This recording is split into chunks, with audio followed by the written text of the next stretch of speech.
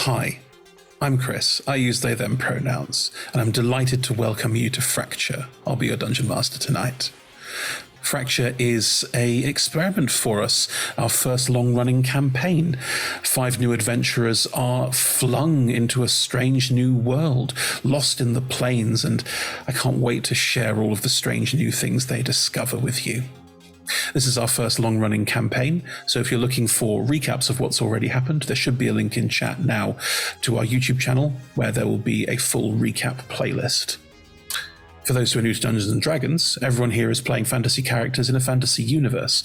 They all have their own unique characters with character sheets that tell them who they are, what they can do.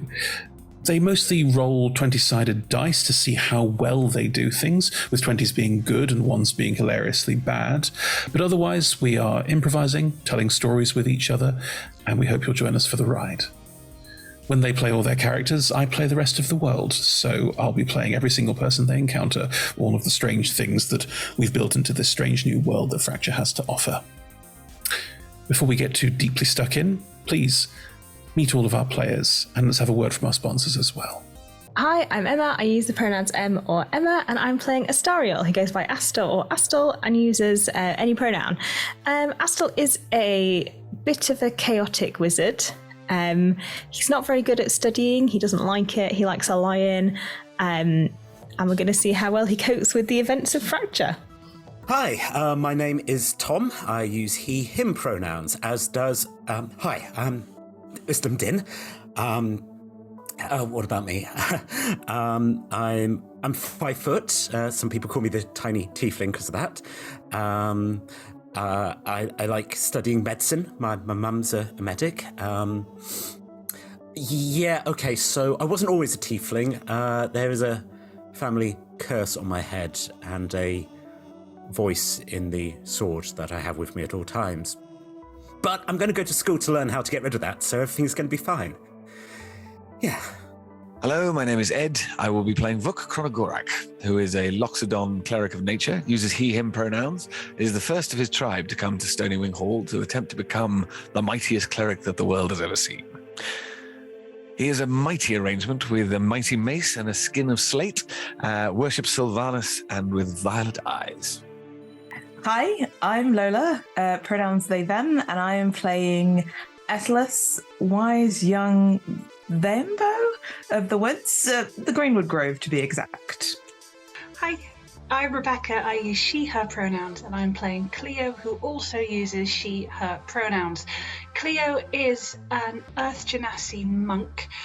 She's rather shy and not particularly good at talking to people, and she's just left home for the first time, equipped with a giant warhammer and the blessing of her adoring family, obviously, to go off and see if she can have a few adventures.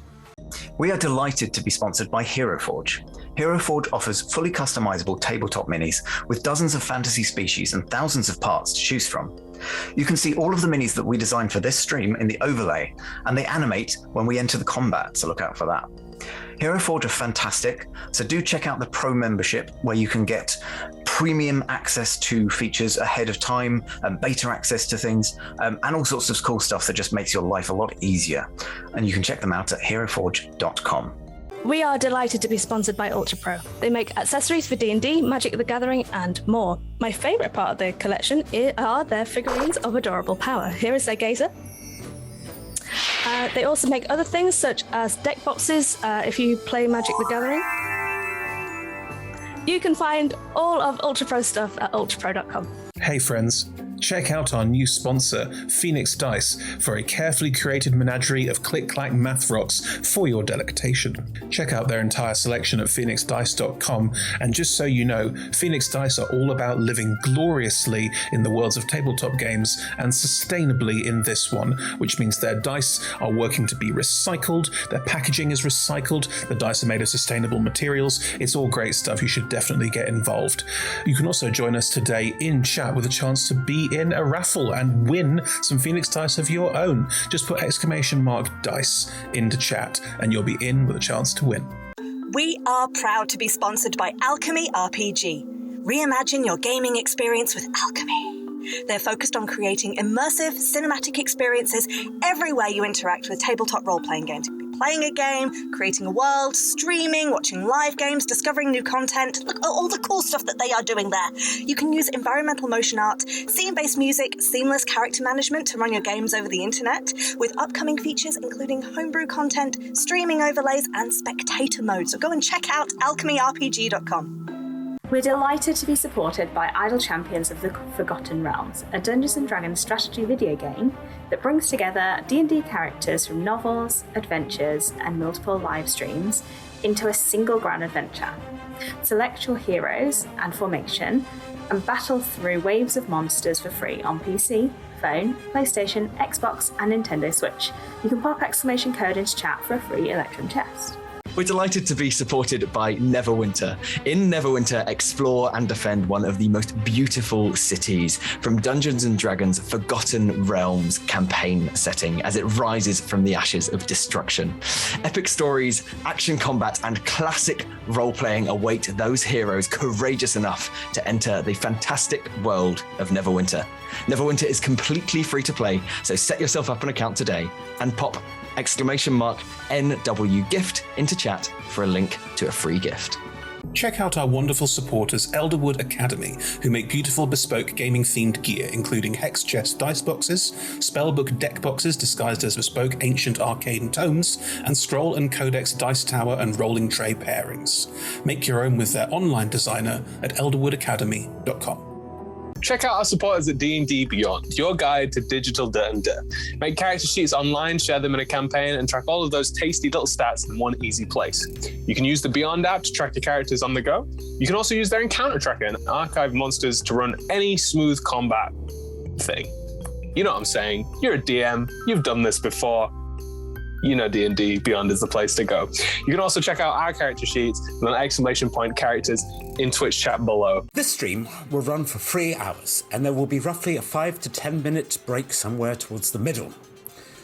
We run shows on Mondays, Tuesdays, and Fridays at 6 p.m. Greenwich Meridian / British Summertime, which is 10 a.m. Pacific Time, 1 p.m. Eastern Standard Time, 7 p.m. in mainland Britain, and 2 a.m. Tuesday mornings in Japan and parts of Australia.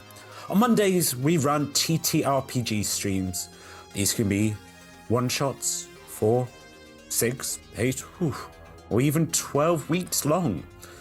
You can always find our latest schedule at twitch.tv/rolltogetherrpg/schedule.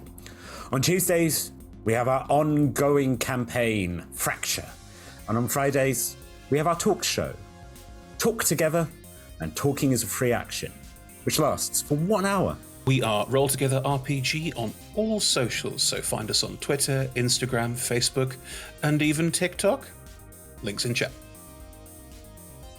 Thank you to our D20 Club on Patreon. You can find a link in chat. Help us make our shows from just £1, $1, or $1 gold piece, and unlock more tiers by joining.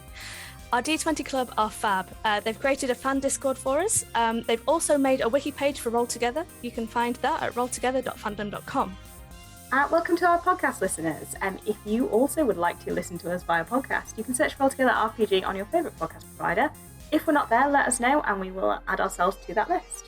Finally, we play with a diverse group of players who play a diverse set of characters with wide-ranging sexual and gender identities. Our tables are trans and GNC positive, and we encourage and champion trans and GNC players in our games. The DM and players may portray characters that are of a different gender to their own, and while we aim to avoid misgendering, we do acknowledge that it might happen. We have a company policy in place for correction, but please feel free to let us know if you think one has been missed. We play safe games at safe tables. !safety in chat will show you what we do, the TTRPG safety toolkit, as well as content warnings if you're looking to avoid certain topics. Grand. Right, here we go.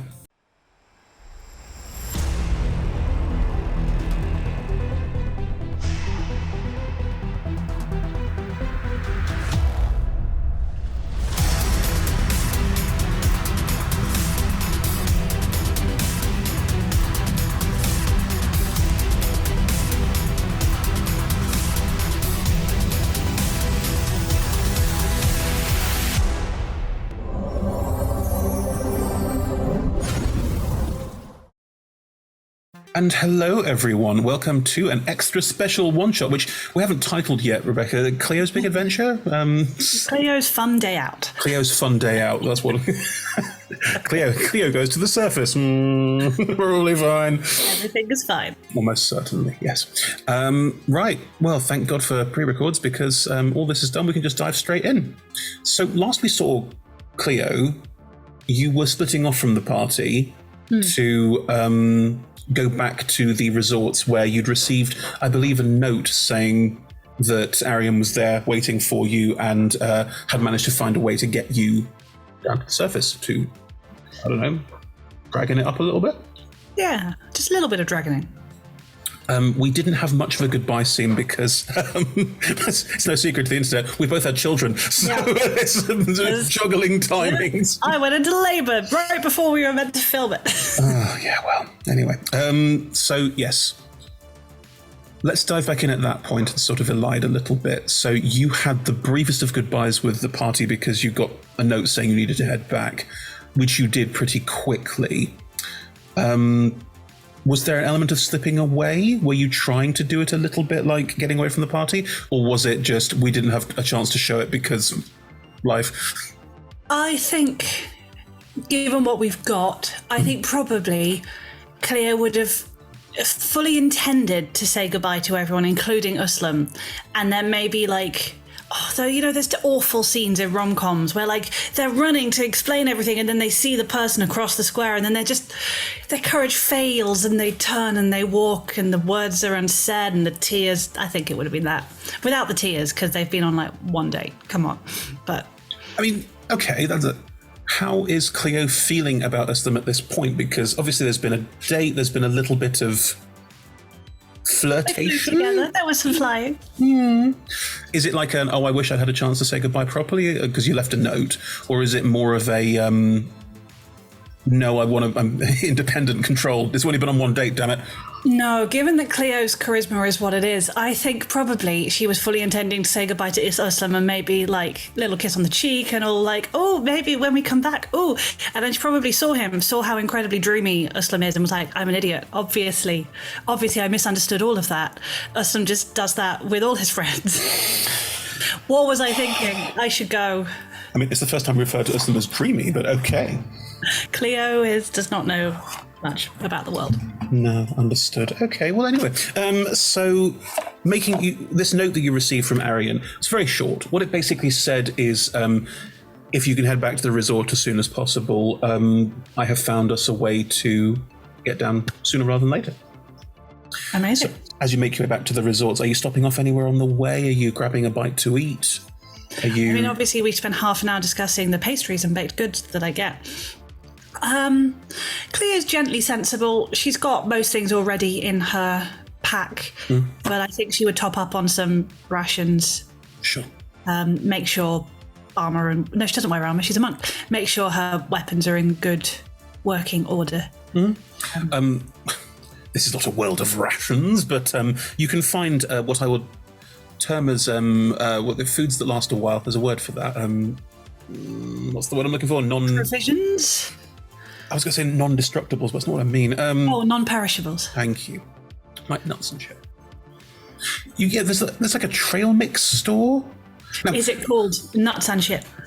With the anlet back to front? I don't think it's called Nuts and Shit because it's trying to sell food to people. I think it's probably called... This is why I am not a small business owner. Oh, you know what it's called? It's called Nuts About You. Oh. With the U... It's an ooh-woo you. Definitely an ooh-woo you.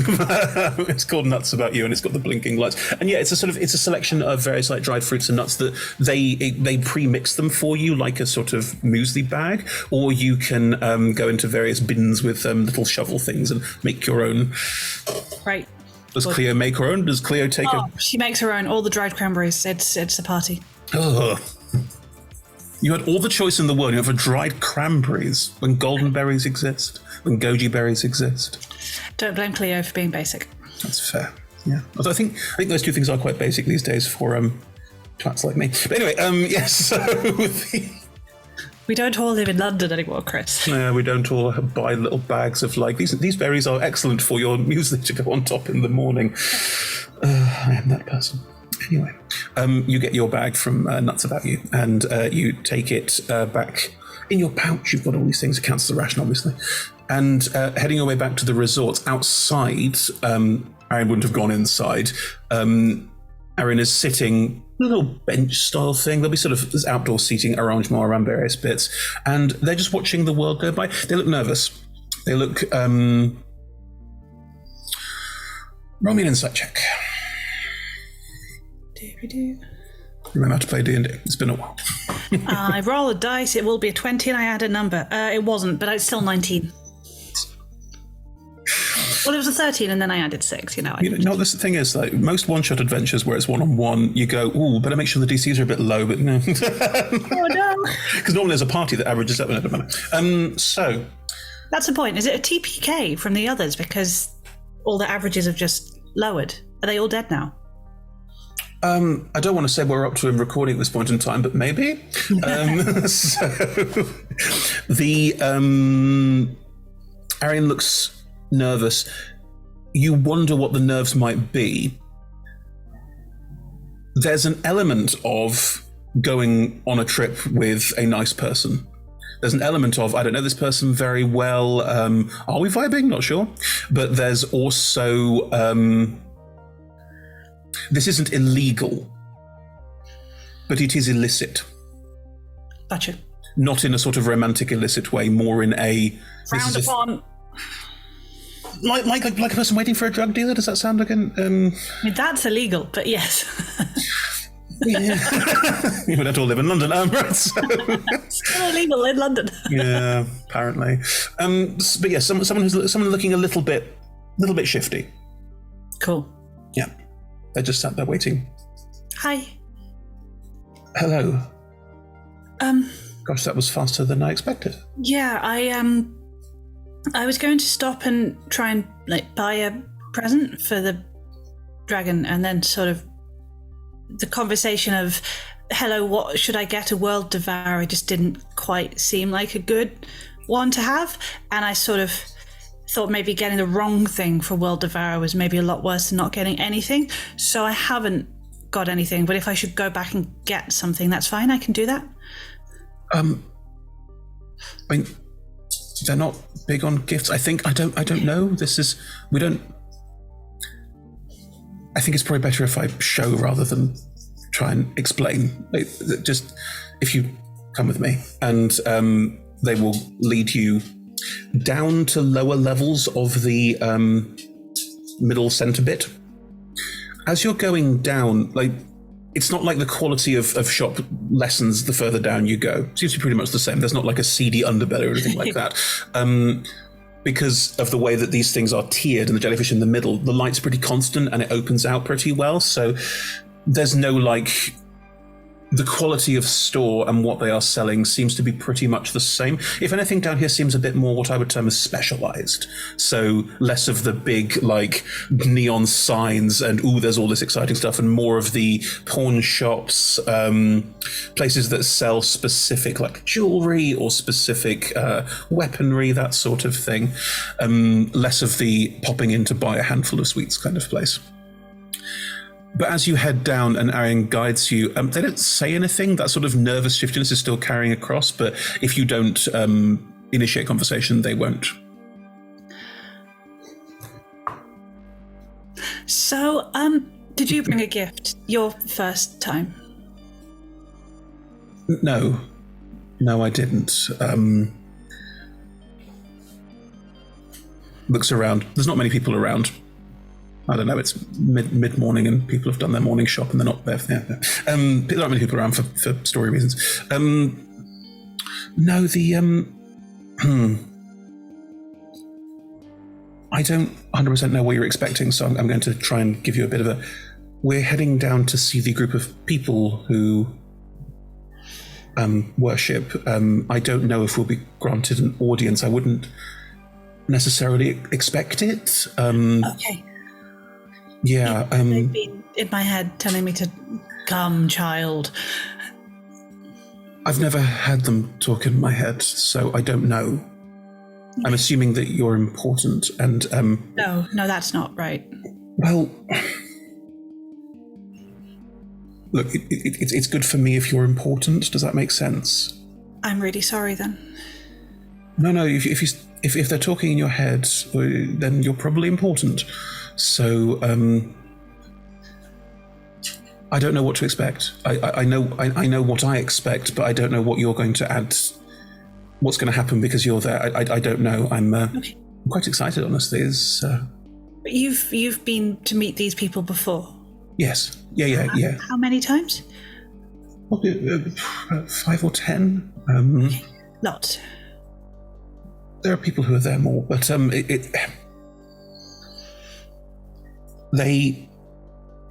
friend told me about it. I liked the sound of it. I came along, and I liked the sound of what was there as well. But also, there's a bit of a hierarchy, and I'm not high up in the hierarchy. I'm not a named family member or anything like that. So, okay. Yeah.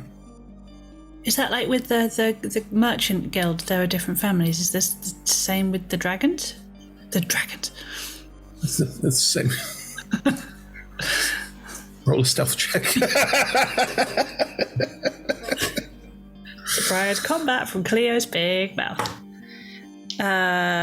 23. It's done around. No, it's the same families. Those that are involved, and it's mostly the what they call the Amalankiers. They have a vested interest, apparently, but I don't. We met those, didn't we, Chris?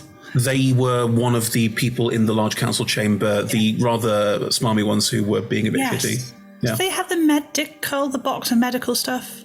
They owned one of their massive portfolio of shops is with the medical place where I still have a brain. This is Tom bought the stickers that had foxes on them because the fox themed versions of the you're a brave little boy stickers. Great. I should say that Tom has found fox stickers, but unfortunately they use the word fox to mean fucks, so it's for fox's sake and stuff like that. But they're pretty awesome. The tone of that is incorrect for what Tom has. They're much more charming than that. Anyway, yes. You get to a certain point where you're in between various stalls and it's not very busy, and the rock face, the side of the Taurus, is starting to curve out a little bit, like you're coming out towards the bottom of it. That makes sense? Like the bottom curve of the inside of a donut. Yeah. Yeah. And moving towards one of these side walls, Arian will move a couple of what look like panels, like the floor panels, like the sort of wood and metal, they're sort of leant against the wall, move them slightly to the side, and you can see there's a hole in the rock.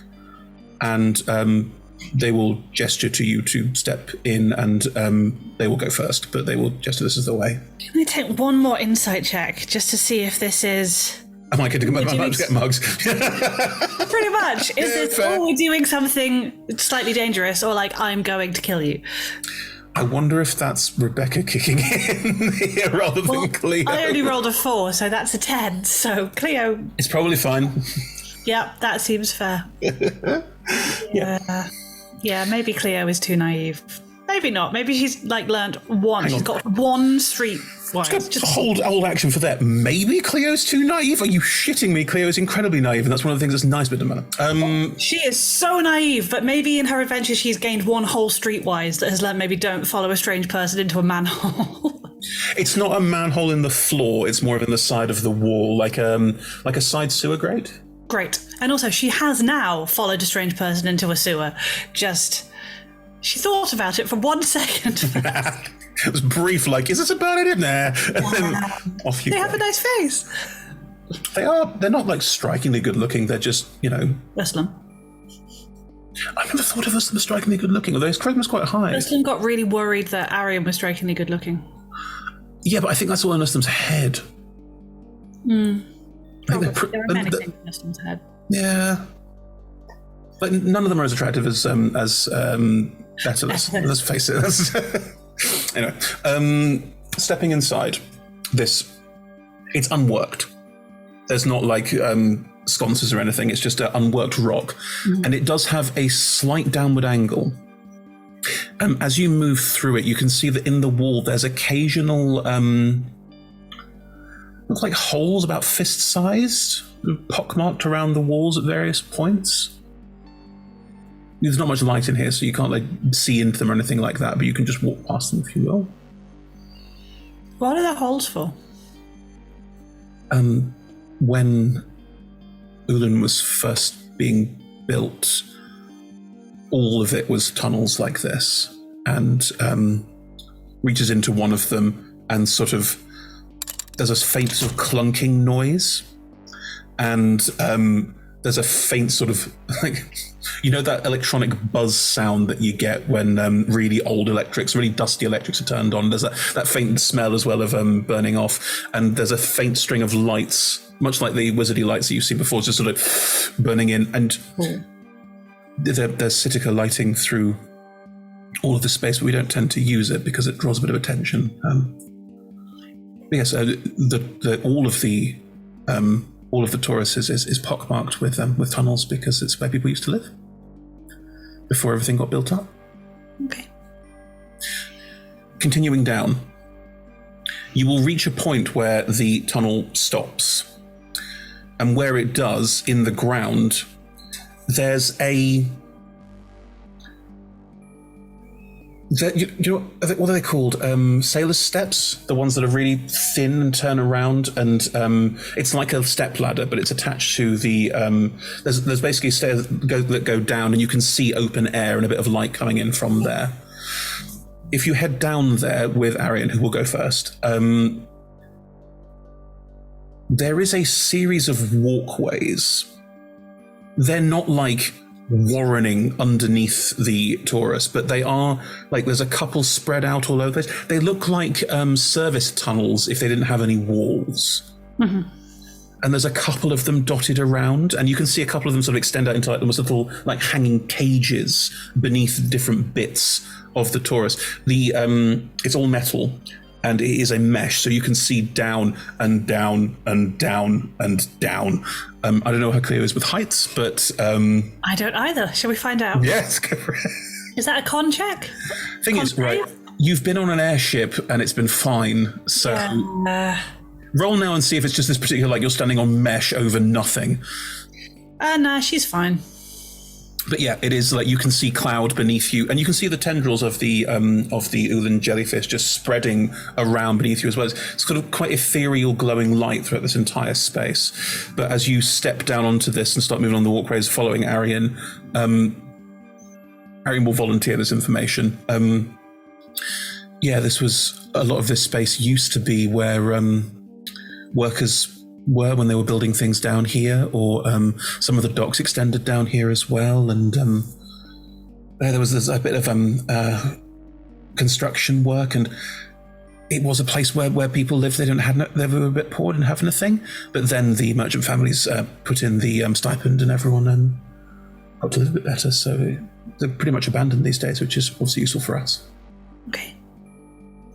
Crisscrossing through these various walkways, and it's not I need to go there. It's walkway to get around, because they're not interconnected well at all. And some of them are clearly there's no security tape saying don't walk on this bit, but Arian clearly avoids certain bits, and you go, let's just avoid those. That seems like a wise thing to do. Okay.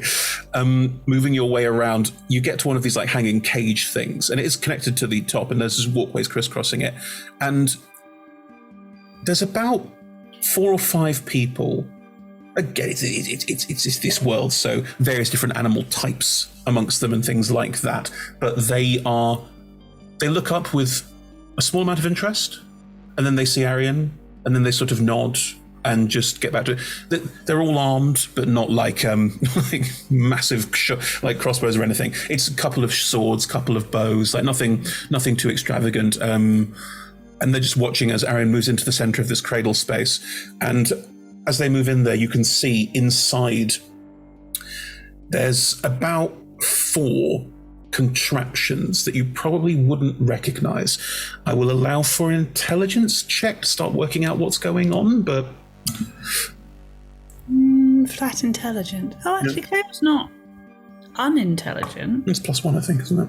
+2, I have a 14. Oh, So that is a 12. Right. There's like a cradle or basket, and then above it is some kind of contraption that goes up to a metal, again, cradle or basket, but inside which is what looks like a lump of the Sitica that you've seen before. Like it's sort of held in place. And then above that looks like there's some kind of cloth contraption. It's a hot air balloon. Quite a small one, but it is a hot air balloon. And Arian will guide you into one of them and go, right, you're not afraid of heights, are you? Apparently not. Good, okay. People can find this a bit disconcerting the first time I did. So, okay. And they'll step inside as well, and they will footle a bit with what looks like a sort of some kind of contraption in the center with like gears and levers. Looks a bit like what's inside the Eryctes, inside the engine room of the ship, which I'm not sure if you saw, but I don't think Clio's been in. They've been in the engine room, but there's a similar sort of vibe to it. And the cradle above you will spark, and the Sitica will spark, and there'll be a sort of like column of flame going up. And as it does, the canvas around will start to slowly form up into a sort of balloon-style space. Of the people that were guarding outside, a couple have come inside with you and just wait until your cradle starts to slowly lift off slightly, and will then push it into the center of the space where there is a hole, and then Arian will turn down the heat and you slowly start to sink down. This is fine. Is everything all right? Do you want me to?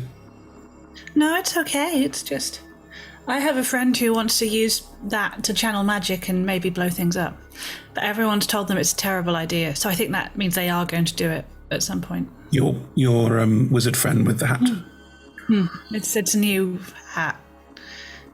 Yes, I sold it to them. Yes, of course you did. That was just today. I don't know why I would forget that. Yeah, yesterday. I'm not sure. Time has flown. What is time? Yes, wizards have a propensity, don't they? Yeah. He is wonderful.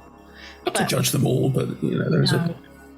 He is a truly excellent person. Just might blow us all up for fun. That's okay. They probably know better than I do about it. Well, yeah, the Amalankians do a lot of trade in Sitica, so they set all this up to make sure people could come. So, are they the same people? The smarmy posh people we met in the guild hall, are they the same people who organise all this, or just the same family but working behind the other one's backs? Some other of the merchant houses are involved. I think some pay lip service because it's good to be in various crowds and that sort of thing. But we don't overthink. Okay. With that, they'll fall silent. You know that they're looking out. And I don't know if you've taken a look yet, but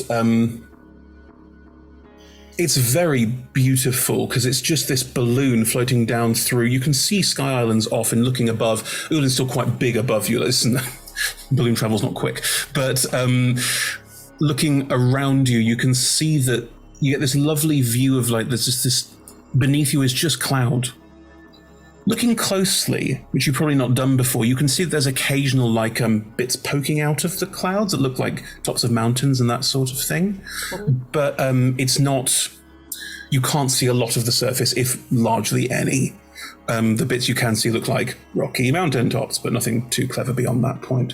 The cloud itself, it's quite thick and quite dark. There is a sort of white fluffiness to it in places, but largely speaking, it is pretty constant grey cloud cover below you, which the balloon is slowly heading towards. It's probably the lowest you've been in the sky, and it's also probably the best view you've had of the sort of landscape, and you can see the sun moving across and how the light shines through the various islands, create sort of weird patterns on the cloud below and that sort of thing. Maybe I've been playing the new Zelda game too much. But anyway. as the balloon sinks lower and Arian stays quiet, looking around. If you don't initiate conversation, they won't. I think they would be worried of disturbing them in their big important thoughts, so we'll very happily just watch. Yeah. The balloon starts to sink towards the cloud layer. And at that point, Arian will turn to you and go, don't worry. It can be a bit scary. To start like that. Well, just it can be a bit scary when we go through the clouds, but there's nothing to worry about. It's largely quite safe. Largely. Some balloons get blown off course, but it's very rare. Okay. Aren't clouds wet and we're powered by fire? The clouds here are dusty, not wet. Oh, well, that's fine then. Yeah.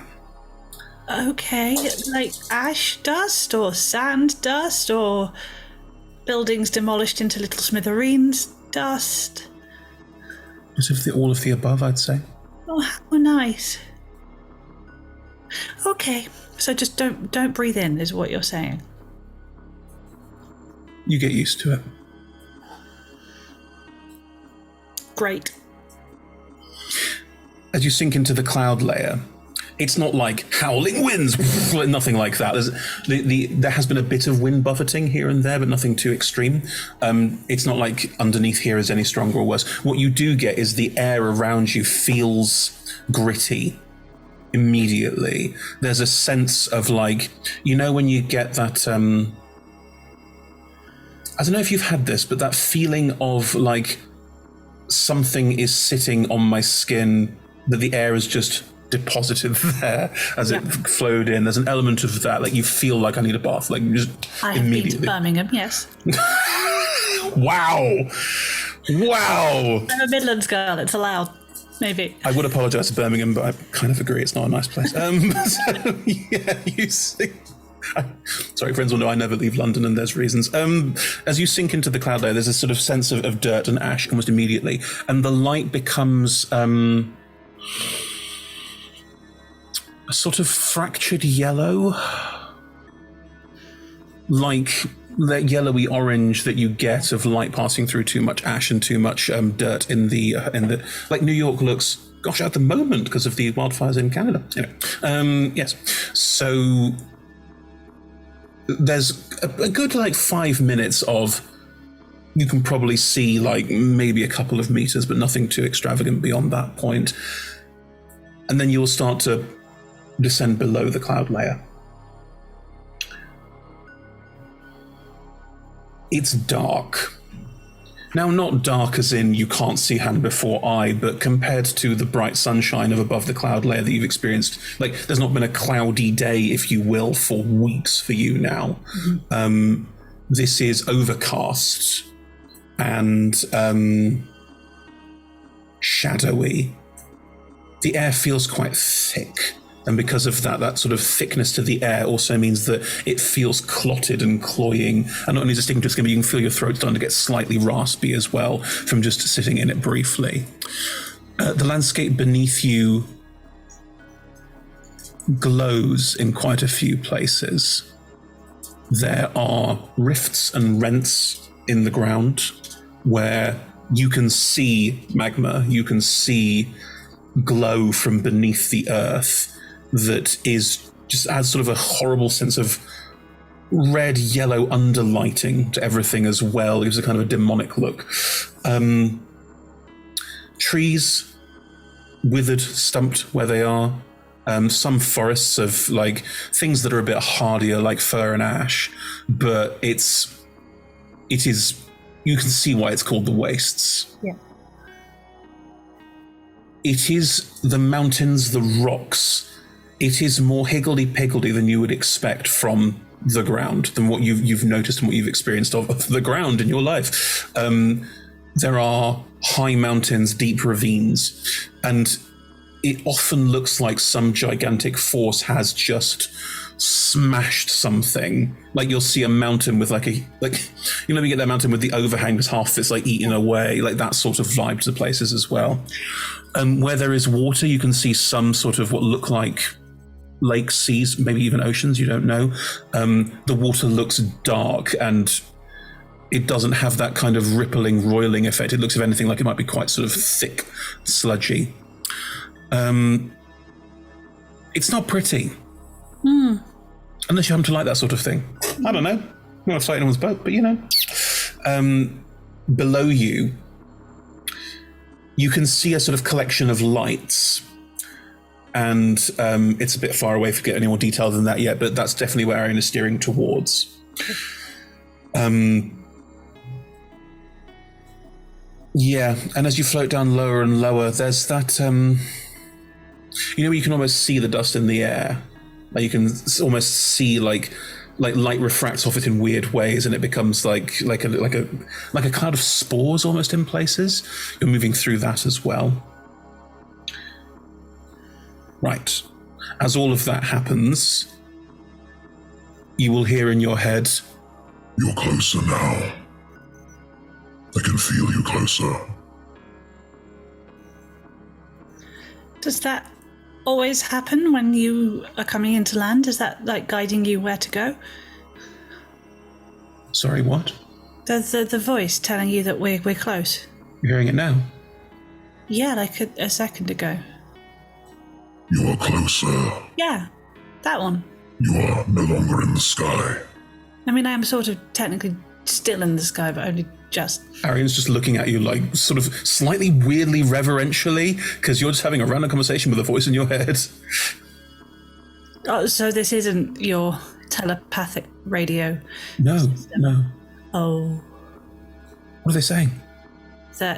Well, I don't want to say a world devourer is incorrect, but they're saying that I'm not in the sky, but I am in the sky, but I'm less in the sky, and they're saying I'm closer, which I guess is true if they know where they are.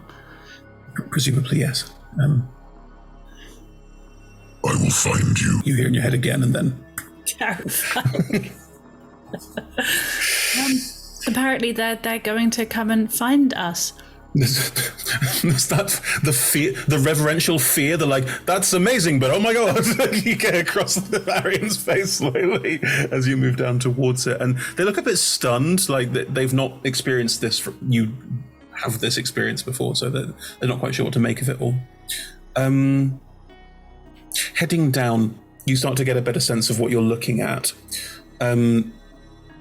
It looks like a building, but as you get closer, you realize it's largely made up of... it's more like a sort of... let's say a lean-to, which is a very strange way of putting various bits of rock have been piled together to make almost like a little small pinnacle or space. It looks like the inside's probably hollow, but beyond that, you can't get much about it for now. As you get closer, you can see that there's other balloon-style things or even small ships that they appear to have landed on the ground, which is kind of odd because most of them aren't designed for it. So most of them are at slightly skew with angles, or no one's made no one's made craft designed for the ground for a while. So yeah, there is that. Yeah, as you come down amongst all of them, there's probably about 30 to 40 people milling around the various ships here who will wave in greeting as you come a bit lower. They're not all wearing the same robes or anything like this. Isn't like a cult of people. It's just people. They look like. See, it's not a cult. Definitely not. They look generally like just people just hanging out. There's not a particular vibe or anything. Arian will wave at a couple of people, and you will slowly come into land at a certain point. And Arian will let the balloon deflate down, and we'll use a couple of sticks in the side to move it over so it doesn't land on top of the cradle. Quite a few of the people around here, you note, are wearing some form of goggle and face mask. Arian is not, you are not, but there's a couple of people with things almost look like gas masks, a couple with more that look like, COVID face covers, and quite a few have quite thick glasses or goggles on as well. Are they Are they the people who live down here? Should we be wearing those? The nobles tend to want to hide the fact they've been down here. You can get a level of throat and red eyes. Oh, so it's not so we don't know who they are, it's so people up top don't know who they are. I think better column A, better column B. Okay, I went very sneaky. Okay. People who are milling around here, they're just milling. There's not like a sort of huge welcoming party or anything. Quite a few of them are quite well armed, and if anything, look higher level than you, but have like big old armor pieces, and quite a few of them have guns or some kind of projectile weapon of some description. You don't see anyone in the sort of Deathless style big chunky armor at all, but it tends to be people with like plate mail, but it's modernized plate mail, so it's got an open face and that sort of thing. Do any of them have little yellow flowers with smiley faces on? No, absolutely not. Disappointing. I know.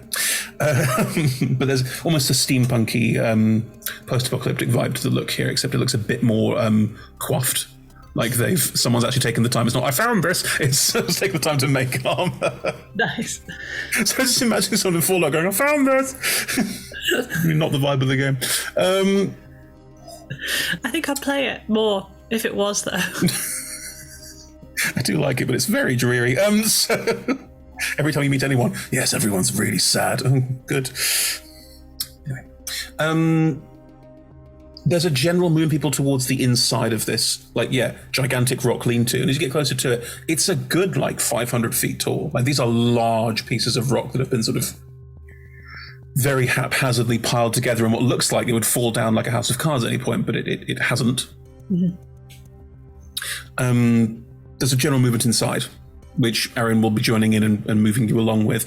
They're looking around with a kind of roll me an insight check, or you could ask them.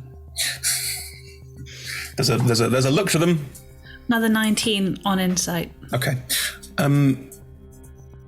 They clearly want to tell people that they brought someone cool and exciting, but they are somewhat aware of their status or lack thereof, and therefore feel a bit like they shouldn't. They don't really know who to go and tell. Like, should I just tell this random person here that this person here has dragons in their head, or should I just keep that to myself? And they appear to be a little bit unsure of themselves.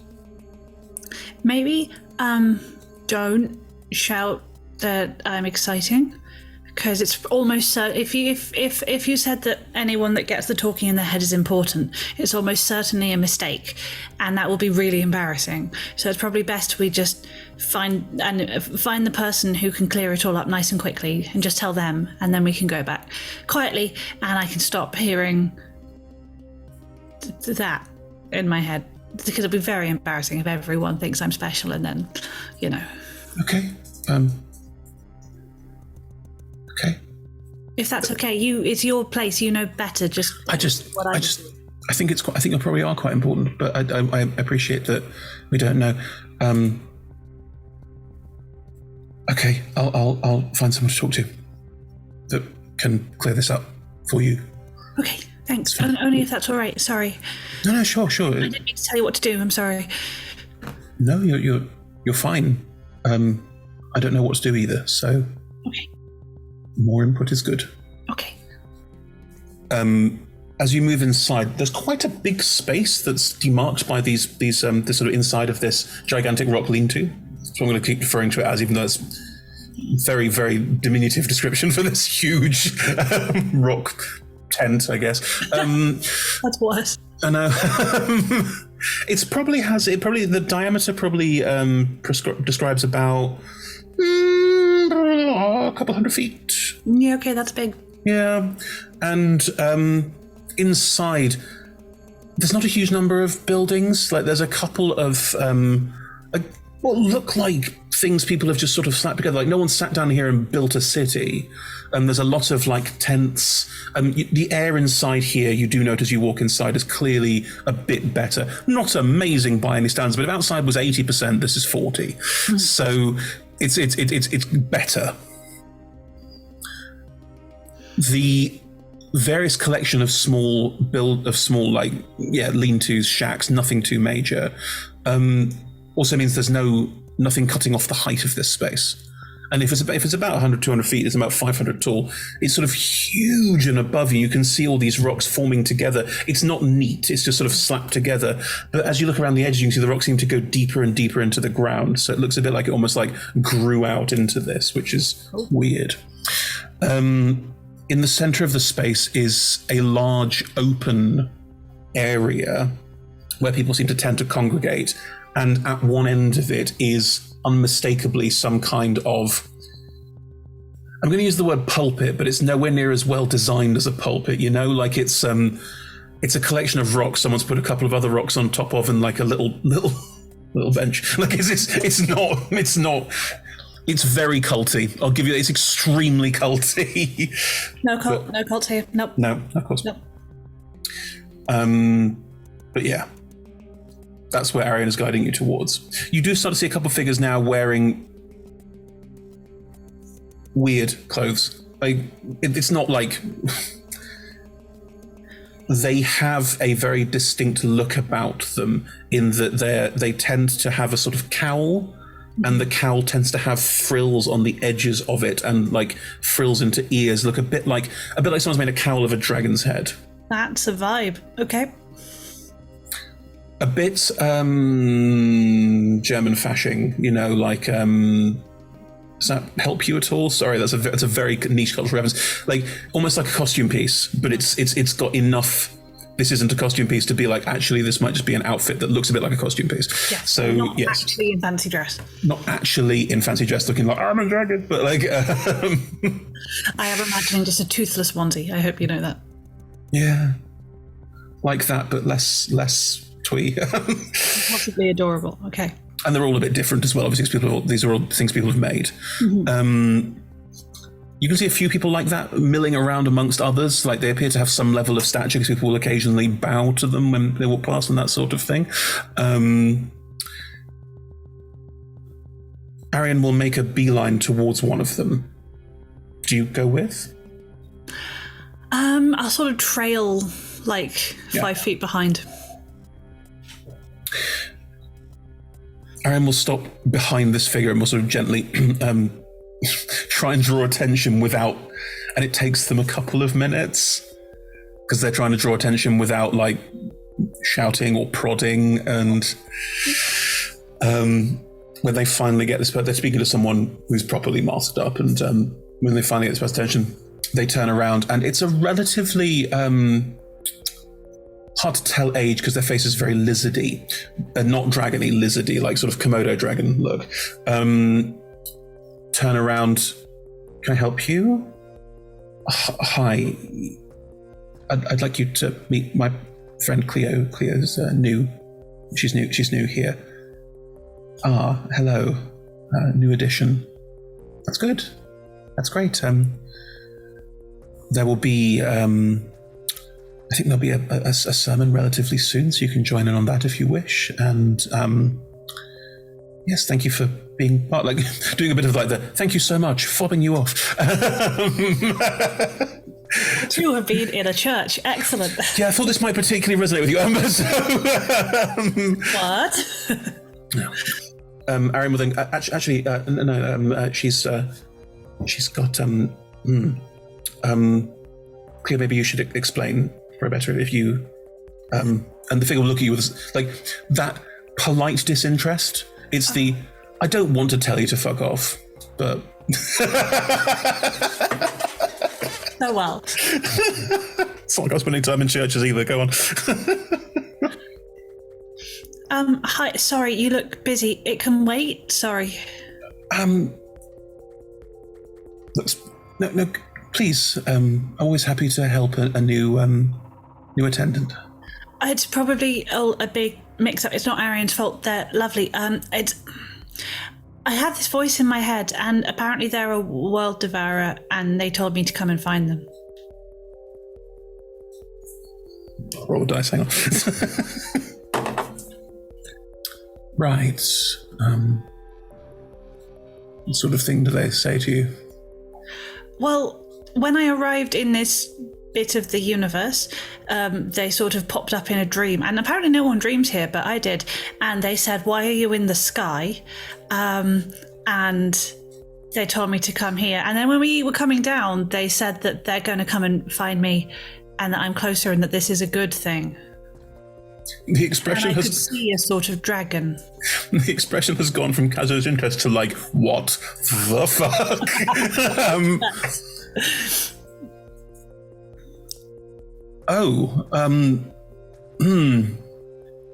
Where did you come from exactly? Not here. Can you be more specific? Not entirely. Faerun. I don't even know what that is. So it was a completely different world, and then my teacher took us through different planes, and then we got attacked and fell through a hole and ended up in the sink. They so want to go, who is this fantasist? This is fair. I could roll a persuasion, but it would have to be... No, I'm rolling insight checks, don't worry.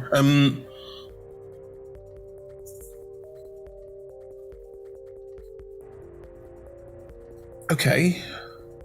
Looks at Arian. Arian sort of does the like... looks back at you. Sorry, I did a shrug. Podcast listeners, I did a shrug. Good shrug, you missed out. No. And...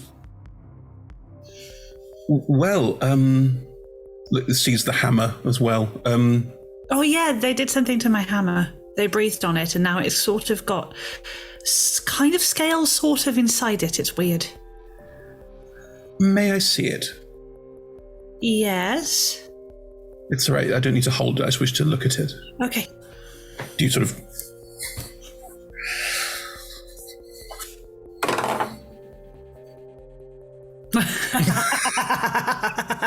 The look is one of, okay.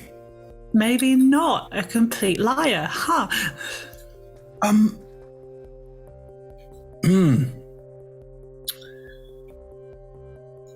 Well, I'm Lazam, and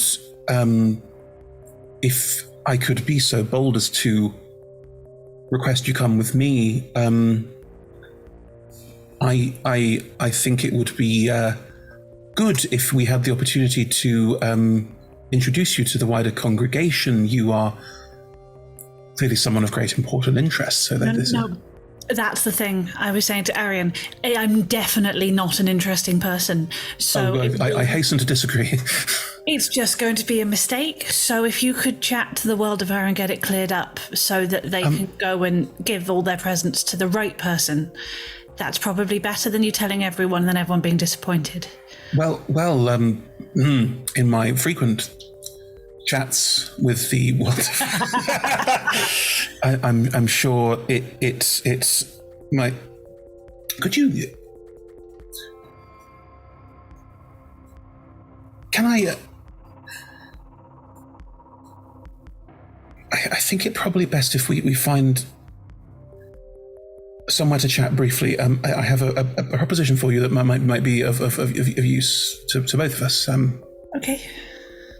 They will guide you, and Arian is also there, but they've just forgotten Arian exists. And we'll guide you over to one of these tents, and we'll step inside and do the kind of furtive look that no one else is looking and close the curtain. Like it's that sort of thing. And this tent is very military, like central spines and that, but it's clearly lived in. Like this is clearly Lazam's tent, but it's not like super special or anything like that. It's not like it's got a couple of things in it. Mm-hmm. I should roll an insight check before following a complete stranger in a cult tent.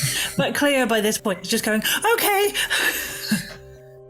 Can I offer you some form of refreshment? And they'll sort of look at, say, on the table at various bottles of what look like water and tea, and they'll just, no. And we'll turn and look like a sort of like side cabinet and pull out like what look like dusty bottles that haven't been touched in a while. Maybe something to drink, maybe a nice beverage, something to... Oh, tea Yes, I can make tea. Right, and we'll plonk you and Arian down in like little sort of like camper chair style things, and just busy themselves making tea in the corner, and come over and sit down with both of you.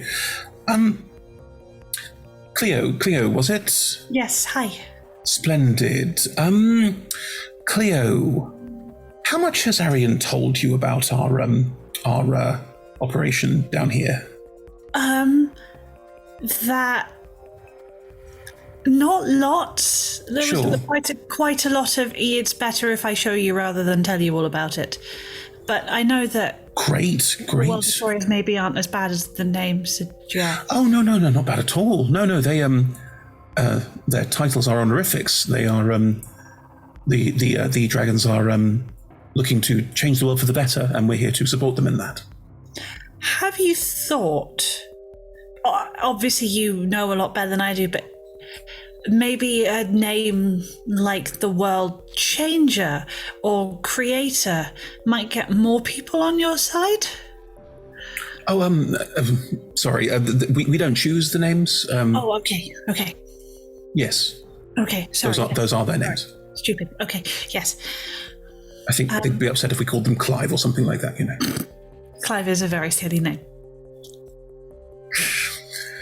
Yeah, Chris, get the tone right. Yes. Clio, when we do sermons and that sort of thing, what we are doing is we are trying to get the favour of the World Destroyer, get them to listen to our pleas and help create the world in ways that will be mutually beneficial for all of us. We see ourselves as the go-between between the surviving peoples of Colhearth and the forces of elemental destruction and chaos that they are, and trying to make sure that there is an overlap between these two things. They listen, obviously, all the time. They're very attentive, even. But it's good to have ways to draw their attention and focus. So people who can communicate with them more freely, champions, if you will, are greatly valued in our grouping. And what will happen is different champions will vie for, shall we say, the opportunity to speak with the dragons when the opportunity arises, which is not often. It's not often at all. Like, can be years pass sometimes before there's an audience. But we like to make sure that the champion, each different sermon leaders have different champions who they then give what they'd like to impart to the dragons when they arrive. So different champions are brought forward. So if it's not too forward a question, the next sermon, I would very, very much like to have a champion to deliver my thoughts and ideas to our great destroyer friend. And I don't have one at the moment, and I thought it might be a good thing if you could work into such a position for me to champion for the World Destroyer, possibly in some sort of contest with other champions to prove that you are the best champion. Are you following me at all? Yes. How many other champions are there? Well, at this point in time, there are about 4 or 5. But I would challenge the current leading champion, if you will. So the champion who is the most championed, okay. And you could then potentially help me draw favour. That would be a thing that you would do, and in return, I could then help you speak to the World Destroyer and find out more about what this conversation you're having is, and what is important about it. And, can all the other champions hear the World Destroyer in their head? Oh, possibly. Some. Look, a lot of people claim to hear the World Destroyer in their heads, and a lot of people say that they speak for them. And I'm of the belief that quite a few of them are talking out of their ass, if you will. So I'm quite firmly of the belief that some of them are liars, and you're not a liar, are you? You're very honest, and yes, absolutely. Look at you. All the other champions tend to be quite battle scarred, like powerful, and you can command a room, can't you? That's very different. Okay. Why don't you have a champion? I mean, I'm starting to see, but... Well, my last champion recently, he and I had he and another champion had a difference of opinion, and they sought to resolve the difference of opinion. And they're dead, aren't they? They died. Yes, but... Doing what you're asking me to do. Yes, but I should say that champion did not hear the voice of the World Destroyer, and yet told me that he did, so he was a liar. So I don't feel bad about that. I'm trying so hard to make this person somewhat reasonable. You are failing. No, of course, it's a nightmare. No, Clio, the thing is, they weren't telling the truth, whereas you are telling the truth, which means you will succeed where he failed. If the World Destroyer wants to talk to me because they're in my head and they're coming to find me, why do I want to do a big fight for you so you can help me talk to them, which is going to happen anyway without your help? Well, if other people can hear the World Destroyer in their heads too, then you might be right. You might not be very important. Oh, that would be nice. I could go back to my friends and just fly around. Well, I tell you what, I am a priest. I receive magic from the dragons. So if anything happens to you, I can, of course, make sure that you are not permanently injured. Because people cannot die, as you know, but I am able to make sure people suffer no ill effects of death whatsoever. That sounds nice. I have a friend who is dead and walking around, but falling apart a little bit. I don't like the sound of that. No, I can make sure that you are returned to life perfectly happy if the worst comes to the worst, which it won't. Of course not. You're clearly very capable. Yes. Arian's looking somewhat like, wow, everything I ever imagined. Also like, maybe this all sounds dodge as all hell. Somewhere on that line. Somewhere on that line of I totally believe in all of this, but also wait a minute. Clio rolled a 2. Clio thinks this is fine. Wow. Okay, I mean, honestly, with the modifier, Rebecca, I have written all of these different versions of how we get to this point, and just going, here it is, and you going, cool, is fine by me. Cool. What you did, Chris, is fold it in an interpersonal interaction, which is Clio's weak spot. Not like I planned it. Okay, good. So, good. Well, this is excellent news. Great. We are going to communicate all of these wonderful ideas to the World Devourer in ways that are good for everyone. I'm so glad that you're willing to help. Did I say okay? Sorry? Nothing. Yes. Oh, you good. Clearly seem to know what you're doing, and I am very confused. So yes, okay. We are a small collective, but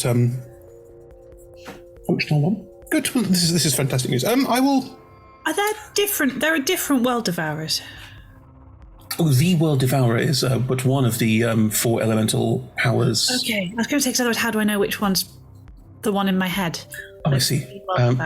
The World Devourer is the dragon of destruction of the earth, of the quake of the that tracks. Rumbling beneath. Yes. What are the other 3?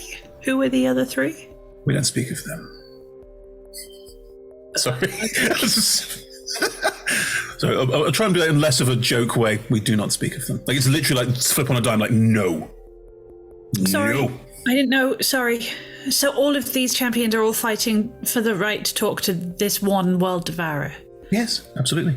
Not that we're talking about them.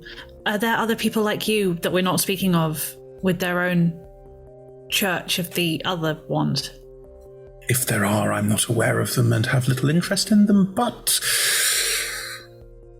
For our purposes, there are other congregations of the World Devourer at different points throughout the top side is referred to as the waist. We tend to refer to as the surface. And we all have different things to impart to them. Okay. What would you want me to... No, we'll just worry about that after a fight. Okay. They all look quite... I mean, if you have the time, I'm quite concerned about a topsoil overturn. There is You know what, my... Oh, is that someone calling my name? Don't think so. Gives Ari a look like...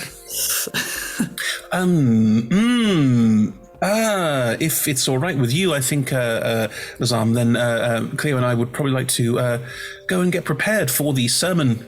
If you are going to deliver a challenge, Clio probably needs to prepare herself in the correct way. Yes, of course, that makes perfect sense. Lovely to meet you, Clio, and I will call upon you when the time is right. And thank you so much. And once we can talk more about topsoil later. There's no rush on that right now. I look forward to it. Good. They know you don't care. They don't care that you don't care. Arian, I'm very confused. You stepped outside? Yes. That's just in front of us. That certainly happened faster than I thought it would. Is that what you were expecting? I thought you probably had more of a champion quality about you, but I didn't think one of the speakers would make you their champion immediately. Right. I thought we'd probably see some of that, and then I'd talk you through what it was. But then also, sometimes in the sermon, the World Devourer does appear. It's very rare, but I thought with you here, the chance of them appearing was greater, and I've never actually seen them before, so I was hoping that you being here would draw them to... I didn't mean to use you. I am... That's okay. It's what I'm here for. Yeah. I just thought that they were going to turn up and we would talk. I didn't realize I had to now do a fight. I didn't think you would have to. I'm sorry. The speakers are powerful spellcasters. They can heal you and return you to life if there is an issue with anything like that. Yes, but that doesn't involve getting hurt and maybe dead, which I could have just avoided. Never. I'm not. I get confused when people use all the words very quickly. There was a lot of words, wasn't there? I said yes, I think just mainly to make them stop talking, and then I think I agreed to, yeah. Speaker is their title after all, it makes sense. Yeah. Would you like to talk? Yeah. If you think that the World Devourer is going to talk to you regardless of any of this, we could just step outside and I was look, I know these people, and I wouldn't want to I would gain a certain amount of clout for being friends with the champion, but also I don't want you to hurt. I don't want you to get hurt. This has all gone very quickly. Oh, we could just step outside and yeah. I have a nice hammer. I'm not a warrior of any kind. I don't have anything I can help with. I'm not really a warrior. I just have a hammer, and I can hit people with it quite quickly. Look, if I've made a mistake, then we can just go. We can step outside, and maybe the World Devourer will come and find you personally. I've never heard of that happening, but I know, because I said I'd do it. I didn't exactly mean to say yes, but I have said yes. And if you go back on your word, then you're a terrible person. So, yes, not exclusively. Yeah, especially if you're a lady. A lady is only as good as her word. It's in my 1,000 truisms for growing up a princess book. Did you not? No, of course you didn't get one of those. You're a... Nope. Anyway. Yeah, I mean, it's a word that means something very different in the universe I'm from. It all makes sort of sense that you're important. I'm not important. Hey, look, we don't know each other very well, so I'm just going to say this, and please take it however you want, and if you don't like it, just say you don't like it, and that's fine too. You're very self-deprecating. I have heard that. Sorry. And I don't think it's at all justified. It might be. You don't know me very well. If it was as justified as you're making out to be, then you would be worthless and meaningless, and I don't think that's true at all. Nobody's worthless and meaningless. You seem to want to give people the impression that you are. Oh. No, I just tell people the things I was told. That's not the same. When I was a child, I was told all sorts of things that aren't true. And that doesn't mean the person telling me was mean or wrong. It just means that they didn't understand. I'm sorry. I'm sorry that happened to you too, I think. I think it's different. I mean, my brother and sister are just mean. I'm sorry. But yeah, okay. You sound like my friends. They keep working quite hard to tell me that maybe I'm not completely pointless. I think if you become friends with anyone, that's probably the first thing they're going to try and do. Yeah, I think they actually are my friends. I spent a while thinking that I was just useful, but I think they might actually like me. You seem like friends. You all? Yeah. Yeah, there's definite. Well, friends, obviously. We've had painting parties together. You only do that with your friends, I think. Yeah. Or you're waiting women, but they aren't that, so. No. Yeah. And maybe if I do a champion, that could be fun. Champion has a much nicer ring to it than princess. Why not? Why not combine the two? Chancess? Prinpian. I was going to say champion princess, but okay. No, Prinpian it is. Prinpian. A t-shirt. Yara. There are people around you that are just milling. Like you've stepped out and there are people talking to each other. There is a social aspect to this cult that you definitely not a cult that you can see where people are having quiet conversations and you can see like money bags changing hands, and this is clear there's a social but also a business like side to all of this that is very clearly part of the setup of why this is the way it is. As you are standing and chatting, roll me a perception check. Oh no, that's wisdom based. I might be able to see things. That's my persuasion. I cannot see those things. Plus 4. Ooh, 18. There's a figure off to one side who is masked and goggled, who looks at you for slightly too long. They're just looking around, they see you, and then they move their head away, but it's long enough for you to go, that person either recognized me or spent a second longer looking. Do you know who that person is?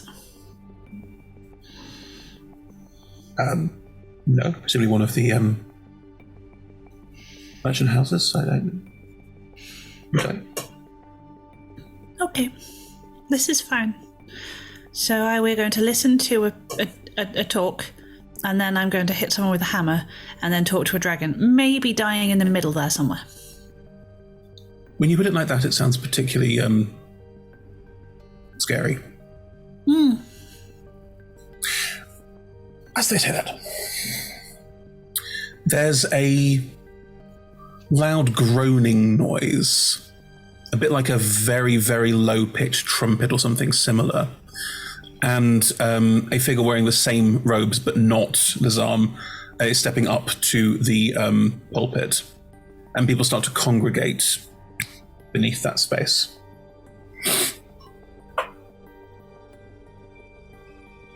They will start, I'm not going to do it, they're going to start talking about exactly what you might expect. It's, we're gathered to just talk of the powers, blah, blah, blah, blah, blah. It is very portentous. People around, they're doing that thing where They were all chatting amongst themselves and doing things. Then they all moved closer, and now they're still doing that. They're not really paying attention. Like, not in like a, I'm ignoring this because this person is boring. More in, oh yeah, that's great, yeah. Anyway, and then going and having that conversation and continue over there. And the person who is speaking doesn't seem to mind at all. It feels more like this is just part of how this operates, is that they will occasionally talk about stuff for a bit. And while they talk about stuff for a bit, people will keep doing what they're doing, but there are a couple around you who are listening quite intently and seem quite engrossed as well, so it is fulfilling what it's supposed to fulfill. While this person is talking, you see Lizarm starts to go up the pile of rocks getting towards the pulpit. The figure sees them coming and stops talking and waits for them to join them. What's the general response to Lizarm from the speaker and the room? Is it like, oh, that one? Or is it like, ooh, reverend, priesty person? Somewhere in between. Okay. It's like, oh, it's one of the speakers. They must have something important to add to this. Okay. Also, but I haven't accidentally signed up with the dud, is what Clio wants to know. This one's my champion. They're special. No. Just another speaker, another thing, and the speaker comes up. I think that, if anything, as the speaker starts going up to join the other speaker, you get the sense of like, there's a sense of the hubbub starts to die down a bit of like, something's about to happen. Ooh, maybe it's one of these things. Like there's like a sort of like, ooh, like it sort of calms down slightly around as Lizarm goes up to join the other speaker. The other speaker will stop talking, Lizarm will join them, and the speaker will, Speaker Lizarm, did you have something you wish to add? I would like to officially invoke... Backing away. Invoke the Champions Duel. Speakers. Very well. My champion stands ready and waiting. If you wish to become the prime speaker, then please present your champion now. The zombie look down into the crowd. What are you doing? You're just going, nope. It completely subconsciously is doing a Homer Simpson into the hedge. No. So we'll be doing that whilst also being like, hi. As you raise your hand slightly, people around you will start to space out. The looks you're getting are sort of complete incredulity. Like, you do not look like Disney princess. You do look like a champion. You look like one of their champions kind of thing. And the speaker will look and... Very, very well. Will look down to a figure in the crowd and just nod. And they will step forward, and they're wearing a cloak with a hood, and they will pull the cloak off their head. They're humanoid. There's no dragon-like features on them. They have crystals embedded in their skin. Ah! Much like you. However, where yours are an elaborate neckpiece and other more sort of like artistic things in other places, this is a hunk of quartz in the side of the head. This is a spiked bit of topaz just jaggedly poking out the side of the cheek. This person, where you are more artful, this person is what I would term riddled. They step out and they start shrugging off the cloak. You can see on their arms, like, there's just chunks of quartz and gem just inlaid into them. Quite a lot, but it's not refined.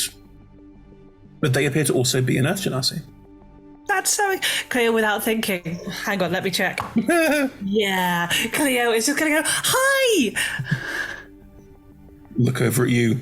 Roll up some sleeves and just lace the top of her shirt and be like, hi!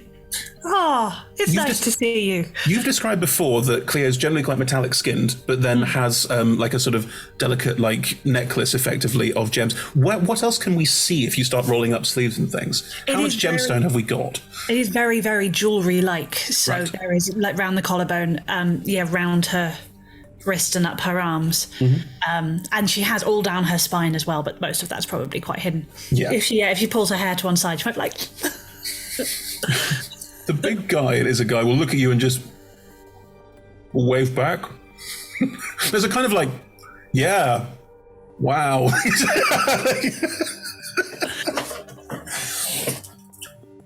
And the speakers will look, and the one will go, well, make space for the champions duel, everyone. Clanger, prepare. And the big one takes the cloak off. Is wearing like it is armor, but it's like a chest plate with no arms, and it's like a sort of like battle skirt almost, but it's armored strips, very Romanesque. And he's a good 6.5 feet tall. Do you prepare in any way, or just go, take the hammer off, like, there we go? Don't forget you're wearing your cool new like blue leathers and that sort of thing that you bought in the shop. Might take the coat off just so it doesn't get. It's very pretty. I don't want it to get damaged. Do you give it to Arian? Yeah, would you mind? It's new. Absolutely. Arian does a kind of like making sure the crowd can see that Arian is taking your coat, and will then take it and step out of the way. And the crowd is starting to form into a circle. And from somewhere, you don't know where, you can hear the low, methodical drum beat starting up. I don't have armor, I will say to the guy. Is that all right? I don't really like it. It's heavy. I'm not, very strong. You may choose to engage in the champions duel however you wish. And look at his arm of like, what the fuck are you up to? Like, because this is... like, you do not look like someone who's going to win in this fight at all. What weapon does the other champion have? I think he's not holding one. Oh. Yeah, he's not holding one. He doesn't need one. Do you want one of... I can put mine down if you want. Really slow, like, no. Like... Okay. I don't... You were clearly the expert here. Lazan said you've done lots of the... I have no idea what I'm doing. I didn't want to accidentally break the rules or upset you, but if you're happy with you armor and I've got a hammer, then great. Please keep the hammer. Okay. I'm not very good at fighting, so you're probably fine. I will aim to make it swift. Thank you. You are welcome. So who wins? Is this a fight that just when the other person goes, ooh, good fighting? Or... No.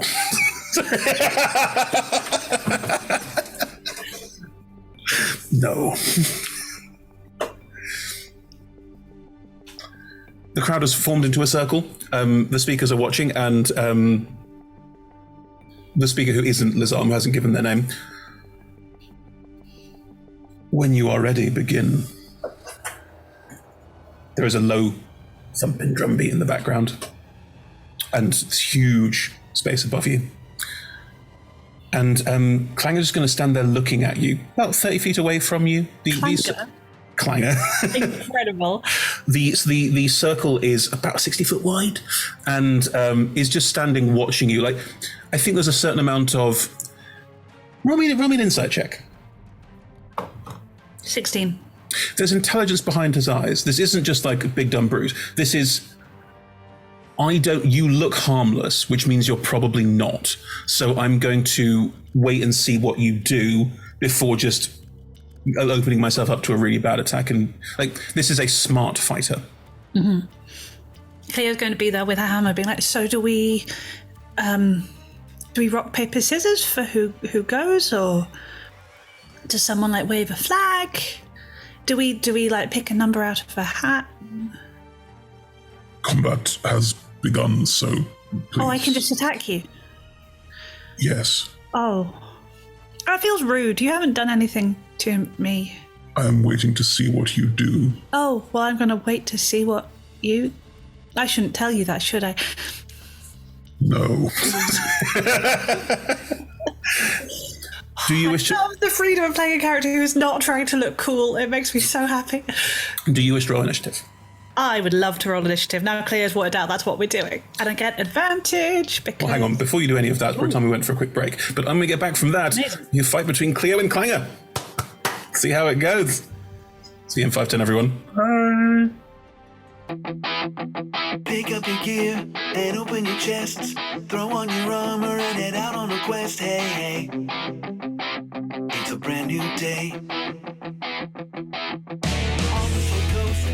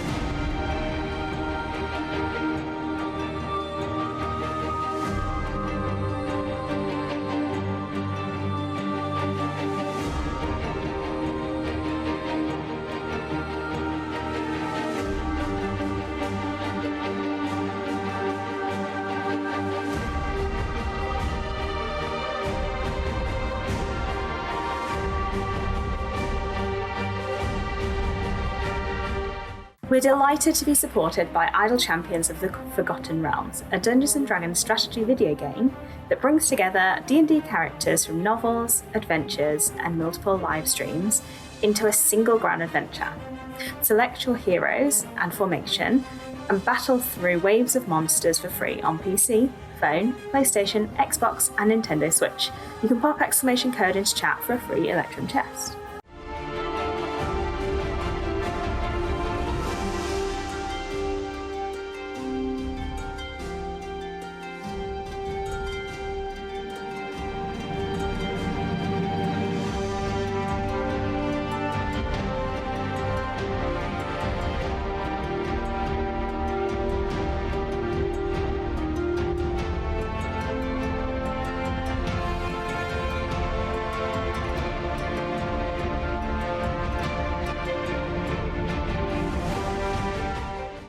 We are delighted to be sponsored by HeroForge.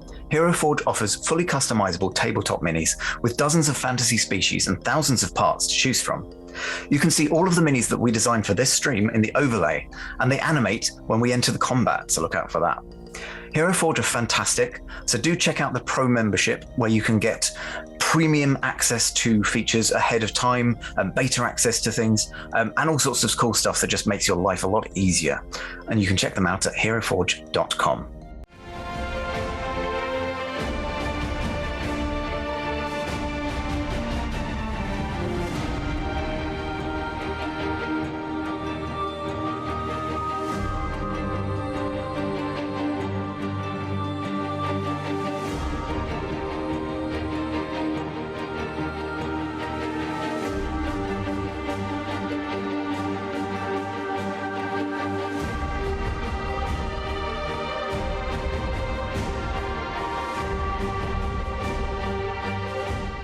We are delighted to be sponsored by Ultra Pro. They make accessories for D&D, Magic the Gathering, and more. My favourite part of the collection are their figurines of adorable power. Here is their gazer. They also make other things such as deck boxes if you play Magic the Gathering. You can find all of Ultra Pro stuff at ultrapro.com.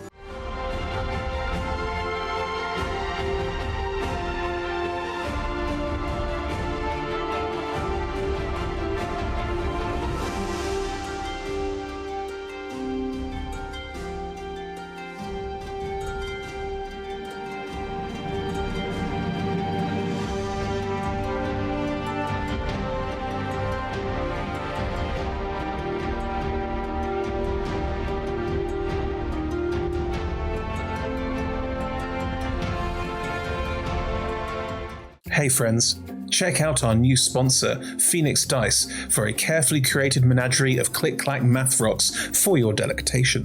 Check out their entire selection at phoenixdice.com, and just so you know, Phoenix Dice are all about living gloriously in the worlds of tabletop games and sustainably in this one, which means their dice are working to be recycled, their packaging is recycled, the dice are made of sustainable materials. It's all great stuff. You should definitely get involved.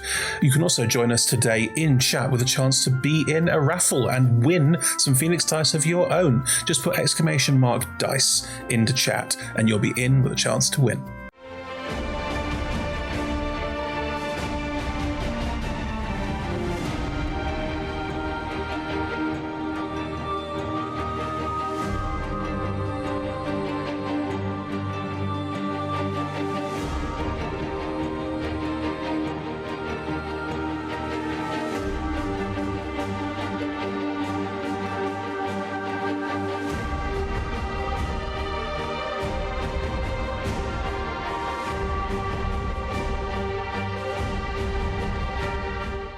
We are proud to be sponsored by Alchemy RPG. Reimagine your gaming experience with Alchemy. They're focused on creating immersive cinematic experiences everywhere you interact with tabletop role-playing games. Playing a game, creating a world, streaming, watching live games, discovering new content. Look at all the cool stuff that they are doing there. You can use environmental motion art, scene-based music, seamless character management to run your games over the internet, with upcoming features including homebrew content, streaming overlays, and spectator mode. So go and check out alchemyrpg.com.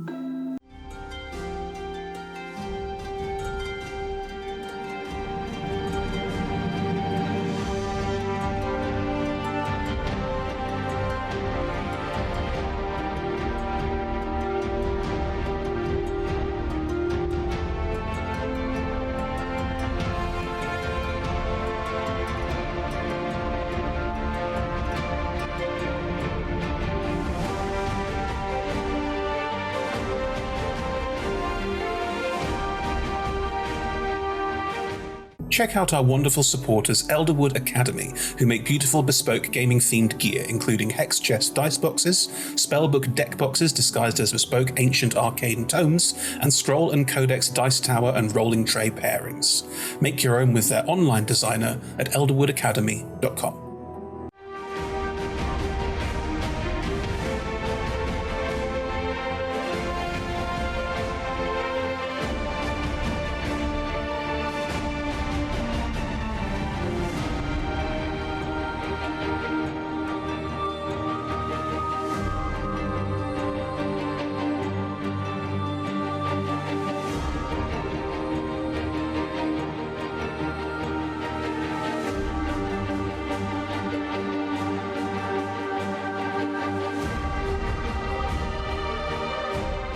We're delighted to be supported by Neverwinter. In Neverwinter, explore and defend one of the most beautiful cities from Dungeons & Dragons' Forgotten Realms campaign setting as it rises from the ashes of destruction. Epic stories, action combat, and classic role-playing await those heroes courageous enough to enter the fantastic world of Neverwinter. Neverwinter is completely free to play, so set yourself up an account today and pop !NW gift into chat for a link to a free gift.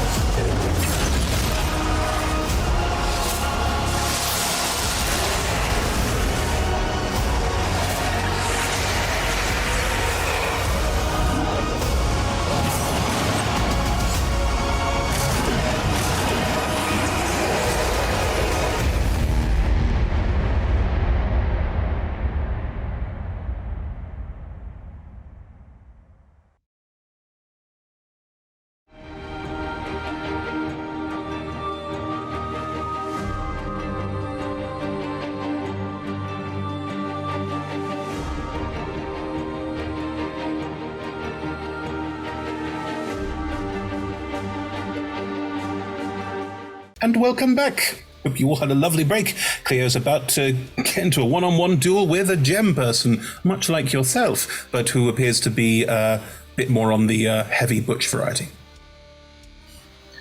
So, let's roll initiative. And I have advantage because Of the something. Warning, Warhammer warning? Yes. Warhammer warning. Thank you. Thank goodness, because one was a 7 and one was a 19 on the dice. So that is 24. Brilliant. And a surprise to no one, you're going first.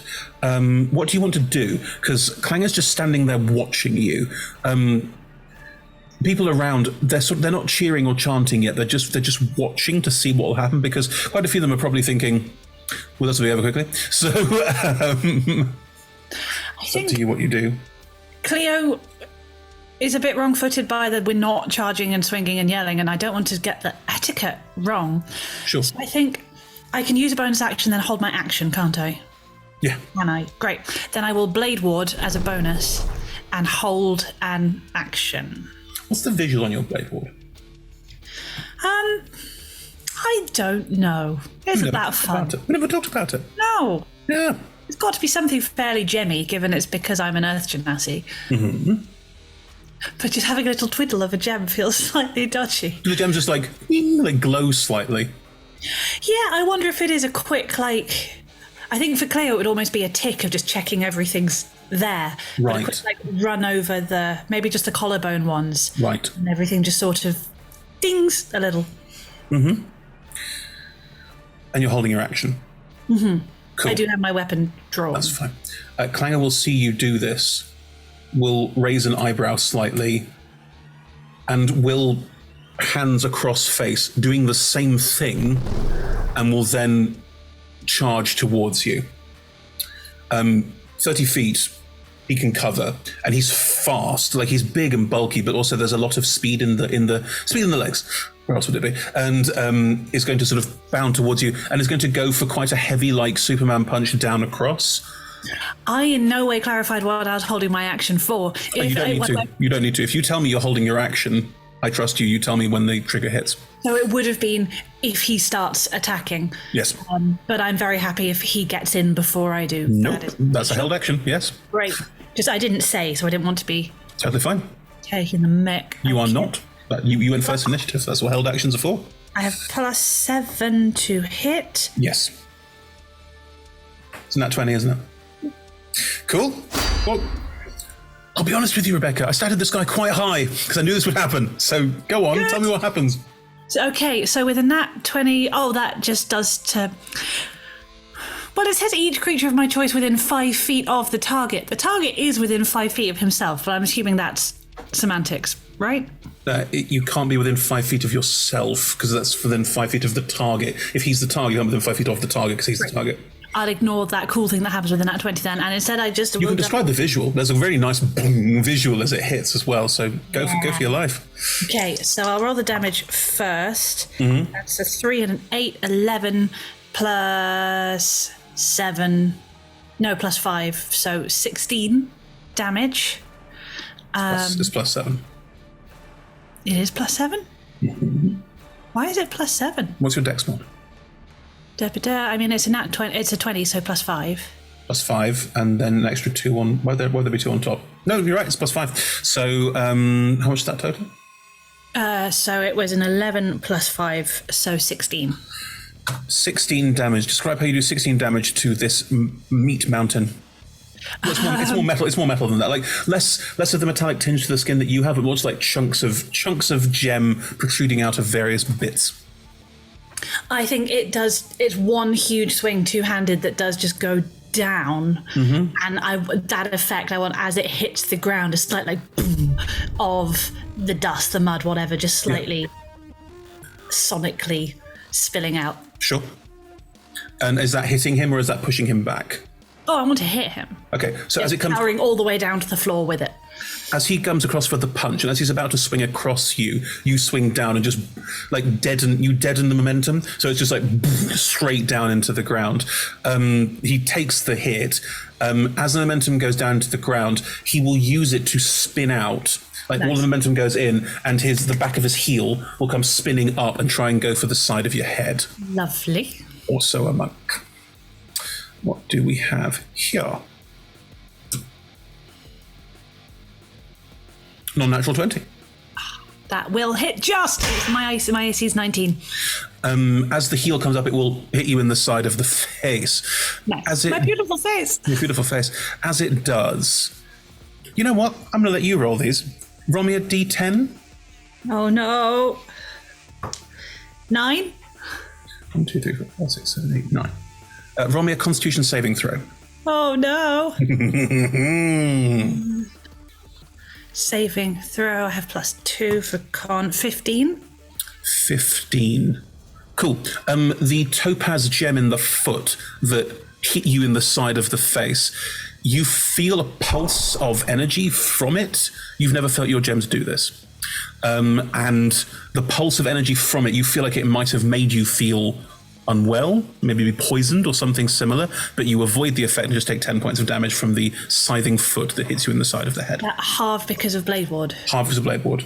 So 5? Or 5. did you already have it? Okay, so just 5. Hang on, your attack was also...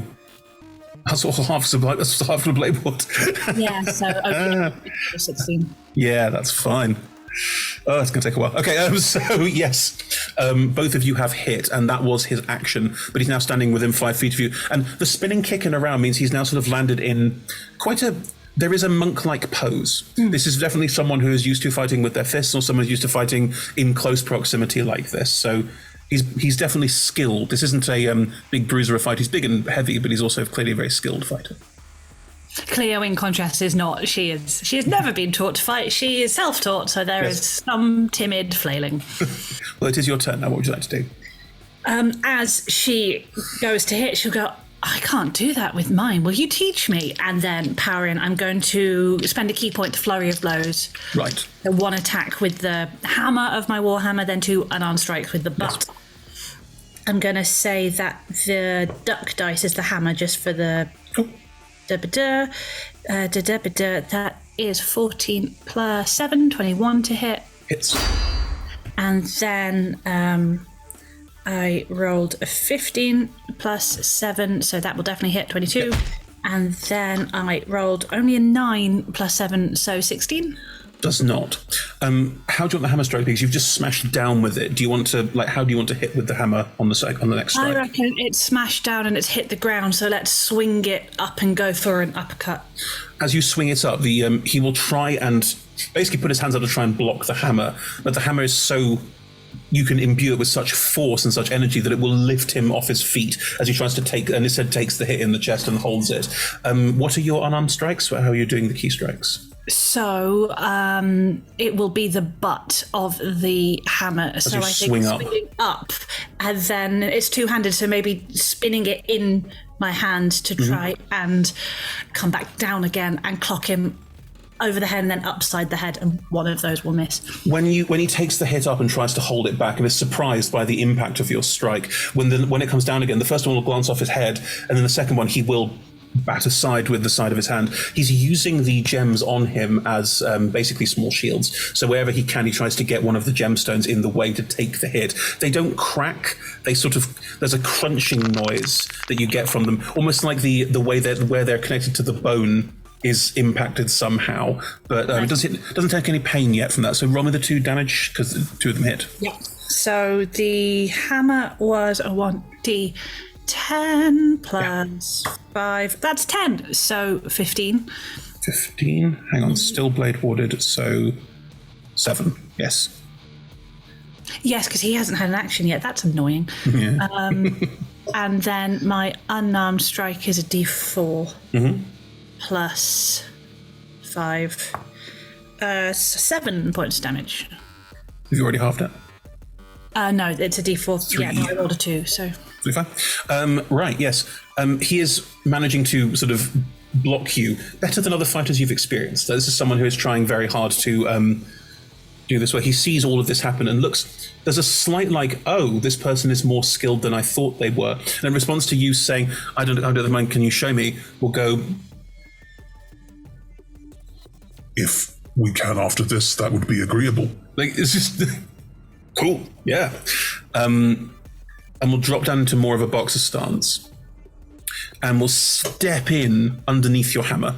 Nice. So as you've gone down and up, we'll step in underneath it, even though crouching down shorter than you, and we'll go for 2 quite heavy rib shots. Nice. As I will also burn a key point.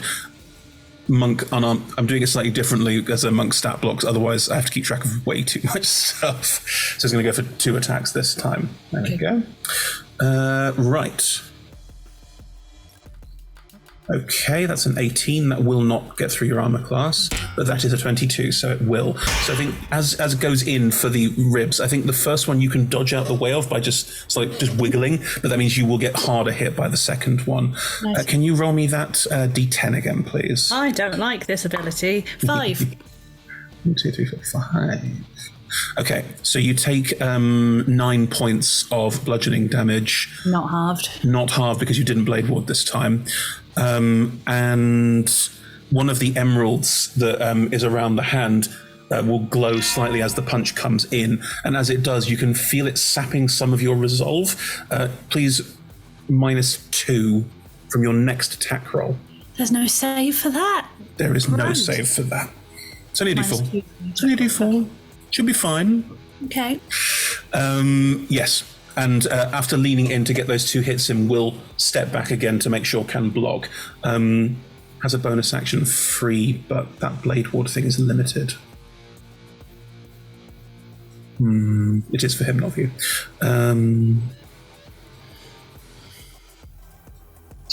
No, he'll use defensive stance. which you have as well. You can create a defensive stance to give you disadvantage on attack rolls, as it sort of takes a second to steel his forearms up against, because that hammer strike needs to be very quick to hold against it. And he's looking at the hammer with some consternation. Like, the hammer's clearly the problem in his mind. Not the wielder, just the hammer. Well, no, like you definitely, but where the hammerhead's going. That's all right. It's your turn. I'm going to roll just my attack first, because how that goes will depend on what I then decide to do. Totally fine. Yeah. At disadvantage and -2. Hooray! Oh yeah. One of those is a 15 and one is a 17. That could have been a lot worse. So 15 plus 7, 22. -2. 20. Still hits. Great. Phew. That could have been terrifying. Can we just... I started this real high because I thought this might happen. Unbelievable. Off you go. That's a 6 on the 10, and then I'm adding 5, aren't I? Yes. So 11 points damage. Oh. Yeah. And if I think I'm going to lose by running out of hit points rather than not hitting hard enough, so I think I'm going to spend a bonus action blade warding again. Very wise. How are you doing the 11 damage? Because he's very carefully taken a defensive stance, making sure that he's protected. So he's facing me and kind of crouching, arms up defensively. Yeah, he was doing a boxer crouch, trying to make sure not to leave any of them unprotected. I reckon I might faint. I might go, ha! No. Oh no! I reckon I will do a nice big splashy swing towards his left-hand side and then spin it and get a nice up into his ribs.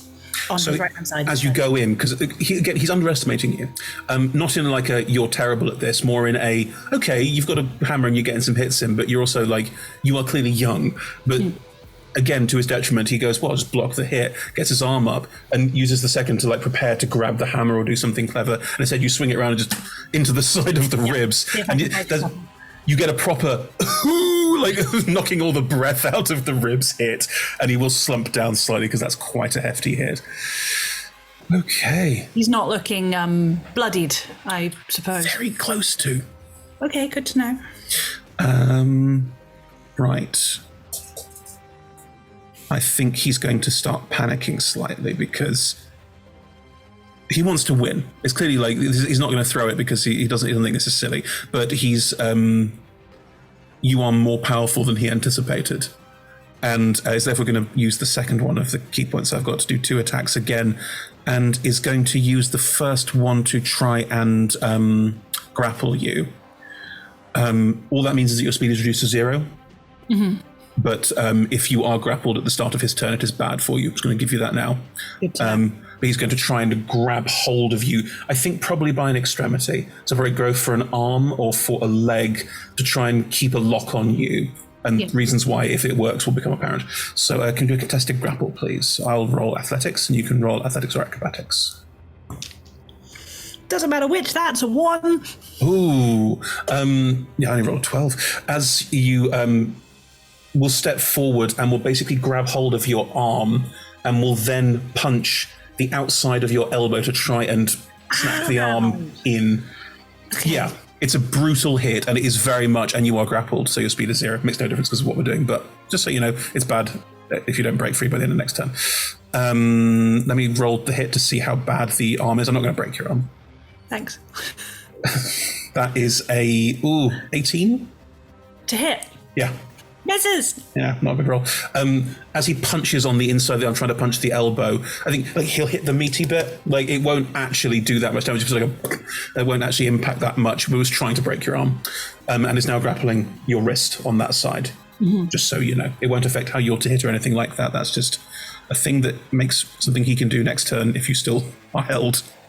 Don't be. It is now your turn. It's an action to break free. Yes, it is an entire action to break free, which means you lose all of your attacks. Yeah. Cool, let's do that, because the voice in Cleo's head tells her that Risk reward. Risk reward, it's up to you. Another contested grapple? Yeah, I think Clio just, regardless of strategy, Clio wouldn't want to hang out with the very big man trying to break her arm, so yes. Yeah. Another 1. Oh no. Am I dead? Is Clio dead? No. Hang on, do I get to Blade Ward without an attack? Yes. Then let's do that. Let's do that. Okay. How do you try and break free of the grapple? Because you fail miserably, but...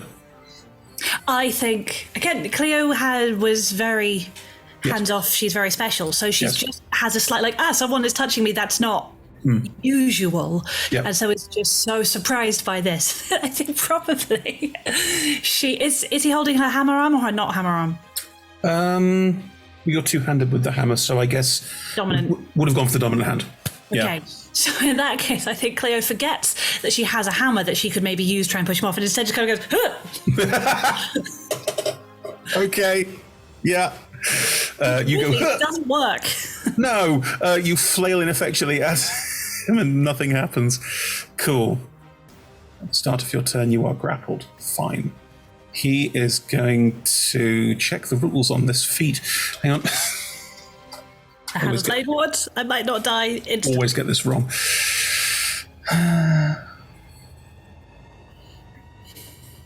There we go.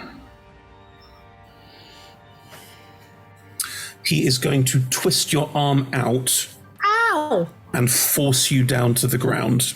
Knees, that's probably. Nice. Mm-hmm. In doing so, he also, because you're open, he's going to go for a punch to the underside of the chin. By twisting your arm out and putting you down, he has made you restrained. Okay. Attack rolls against you have advantage. Your attack rolls have disadvantage. Mm-hmm. There's also disadvantage on dex saves, but it's not relevant here. Your speed's still 0. Mm-hmm. He's still grappled. So he's going to try and punch you in the chin, basically. He's going for the chin and for the side of the head. You get the sense, I think it's fair to say you notice this, he's going for a knockout, as in trying to make you unconscious, not kill you. This is you're very impressive for someone your age. I'm just going to quickly solve this because ow. It's basically the vibe is going for here. And he's going to go for 2 hits as well, which is the last of those he can do. Fine. And is going to just try and knock you out. Mm-hmm. We have, with advantage, a 21. Hits. And with advantage... Oh, poor 13. Phew. Okay, so the first hit goes in and clocks you in the chin, and then you manage to wrench your head out of the way so you don't get hit in the side of the head. Roll me that d10 because gems still work. Oh, good. 9 again. Oh, okay, so that's that one again. So roll me a con save again, please. Oh, that's cocked. That's okay. 17 on the dice, plus I think 2. Yeah, 19. You're still not poisoned, but you take another 7 points of damage from the hit. Halved because you're blade warded. Yeah, it's only bludgeoning. 3. Yes, always round down. Oh, I thought that was going to be much scarier. You are restrained. Yeah, it's still not good. If you break the grapple, you stop being grappled and you stop being restrained. But and if you start attacking, disadvantage on all attacks. So it's up to you what you do. Yeah, I think I want to get 3 hits in. I know they're all at disadvantage. They are? I rolled 2 ones in a row. What's the worst that can happen? More of that. Maths. Means it's equally likely to happen again. That's I know. Yeah. Let's go.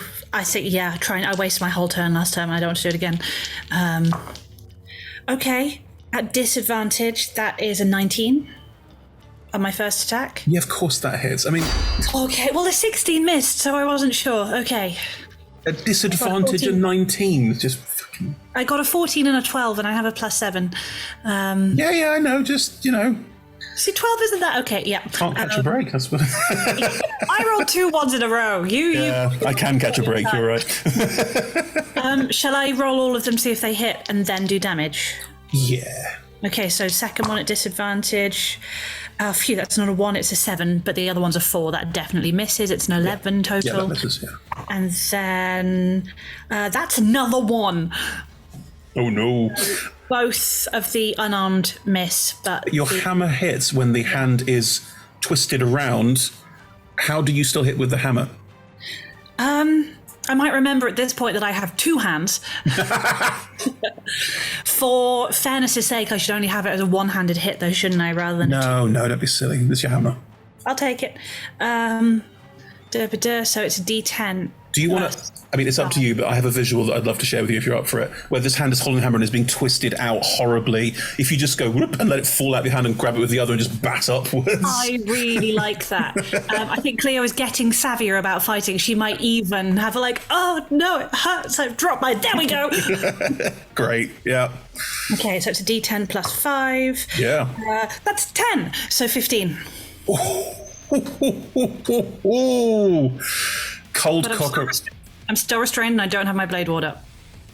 Cold cocked around the side of the face. The hammer properly bang hit across the head, and he did not expect that. That is the look you get back. None of this is anger. It's there's a lot of respect and yeah, this is well done. There's a lot of wow, how did you do that?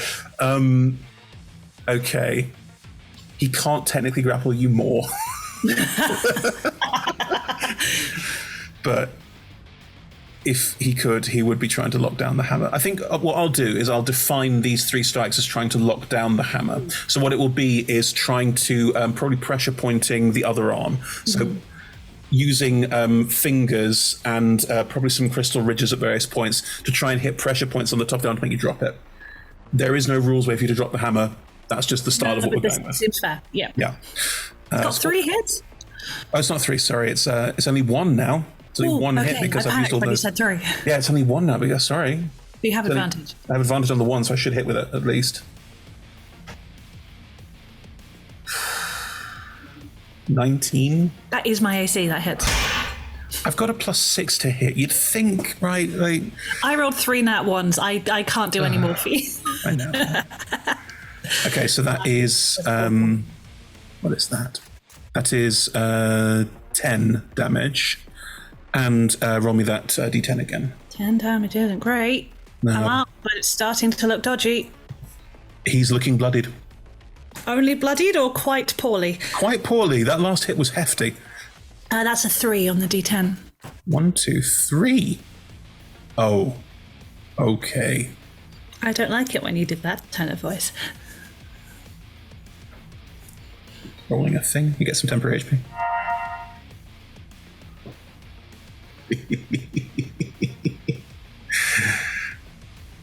Yeah, he's got more hit points now. Not a lot, but some.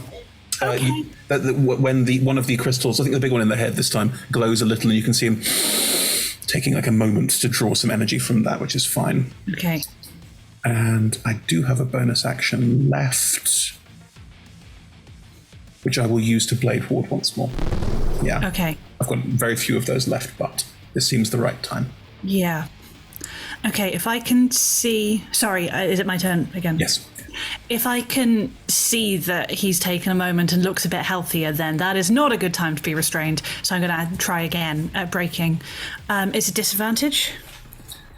Yeah. Is it... Oh, no, the contested grapple, breaking free of the contested grapple, saving throws that are affected by restrained. Yes, so it's still a contested grapple to break free of the arm hit, and once you break the grapple, you break the restraint, you break everything. It just gets you out of there. So is it disadvantage to try and break the grapple? No, just a standard grapple break. Athletics or acrobatics. Okay, it's obviously going to be acrobatics because I am a monk. So I've got +7. I'm going to roll this dice. That's 19, so 26. Yeah, I can't beat that. Right. As you break free, which takes your whole action. I'm going to blade ward as a bonus. Yeah, fine. Can you blade ward every turn? You can, can't you? I've got no limit on it. It's just that I limited this one because I did the stat block differently. That's fine. So yes, you blade ward as you break free. Do you want to step back and away and get some distance? Will I take an attack opportunity? Yeah. No. Yeah, it doesn't make sense, does it? Yeah. Cool. You break free and just you ward up, you defend yourself as you best can from this. Right, he is going to note that you have stepped up, note that you have defended. He's also looking a little haggard. This is quite the crowd, by the way, completely silent. They did not expect this fight. It's not bloodthirsty at all. It's very respectful, and they all look. There's a certain amount of What's going on? It doesn't feel like a traditional thing that they do. Like, you get the sense maybe it used to be more bloodthirsty, and this isn't. This is very two monks. So very different sort of fight. Right. He doesn't have any more of the blade boards left. He's got nothing he can sensibly do apart from hit you and hope. So I'm out of all the key points and everything else. I've used all my tricks. Okay. I only have 9 HP. I've got my blade ward up, but still. Only got 1 attack, so let's see how it goes.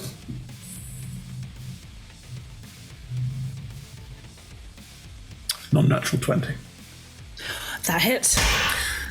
I think he will step in, and instead of trying to combat you in a way where your hammer is the most useful thing, he's going to try and go for a knee. Just to lean in, pop the knee as best possible. Ow. In the hope that you will buckle and therefore your guard will go down, because otherwise he's going to struggle to come in and get any hits. All right, how much damage is it? Halved. Okay, so that's 5 damage. That you've done the halving? Yes. I'm still up. Yeah, I know. I have, a 9th of my hit points? We're fine. Want to do more damage, but there you go. So leans in, pops the knee, which hurts a lot, obviously, and will. I have no defensive positioning. I have none of that. I can't do any of that. Yeah, will just stand back and sort of knows you're probably going to get a hit in. Is going to sort of try and ward off as best possible, and knows that whatever hit you get in, they're going to be able, hopefully, to counter, and they can see that you're very badly hurt. Like, they're hoping they can tough out this round, basically. Yeah. Okay. Is that their, patient defense, or just they are? They can only patient defense a number of times, and I've run out. Great. Lovely. Ow. I'm going to go for all 3 hits and hope that that's enough, because I still have some key points. Yeah, they've got hit points. I have quickened healing. Oh, it's an action. Oh, choices. You have quickened healing? I can spend... It's Tasha's Cauldron of Everything. You can have that, that's fine. I can spend 2 key... It's 1d4 plus 2. It's level 6, isn't it? It says I've got it. I don't know why. But also... Hang on, I'll just check. Yeah. I think that's higher level. Oh, it's not good. It's not good at all. The point is that it's a Hail Mary. Yeah, and I'm trying to work out if I want Hail Mary. I don't think I do. I think I want to hit him very hard. You could take him out. It's very, very... This is the plan. I think it's on a knife edge. I would say it says 4th level monk feature. It's 4th level monk feature. I've not played a monk with the Tasha stuff recently, so that makes sense. I don't think I want, because that could be as few as 3 hit points, which feels slightly pointless. I'm going to roll all 3 to hit. It means you don't get a blade ward, so it means that the next attack will probably fail you if you don't take him out. I feel like it might even with the blade ward, so... Okay. You've got to hit all 3 of these, then. Was he still looking bloodied after the few temporary HP? Was he still looking quite bad? Yes. Hang on, before you do, I hit you. Roll me a d10.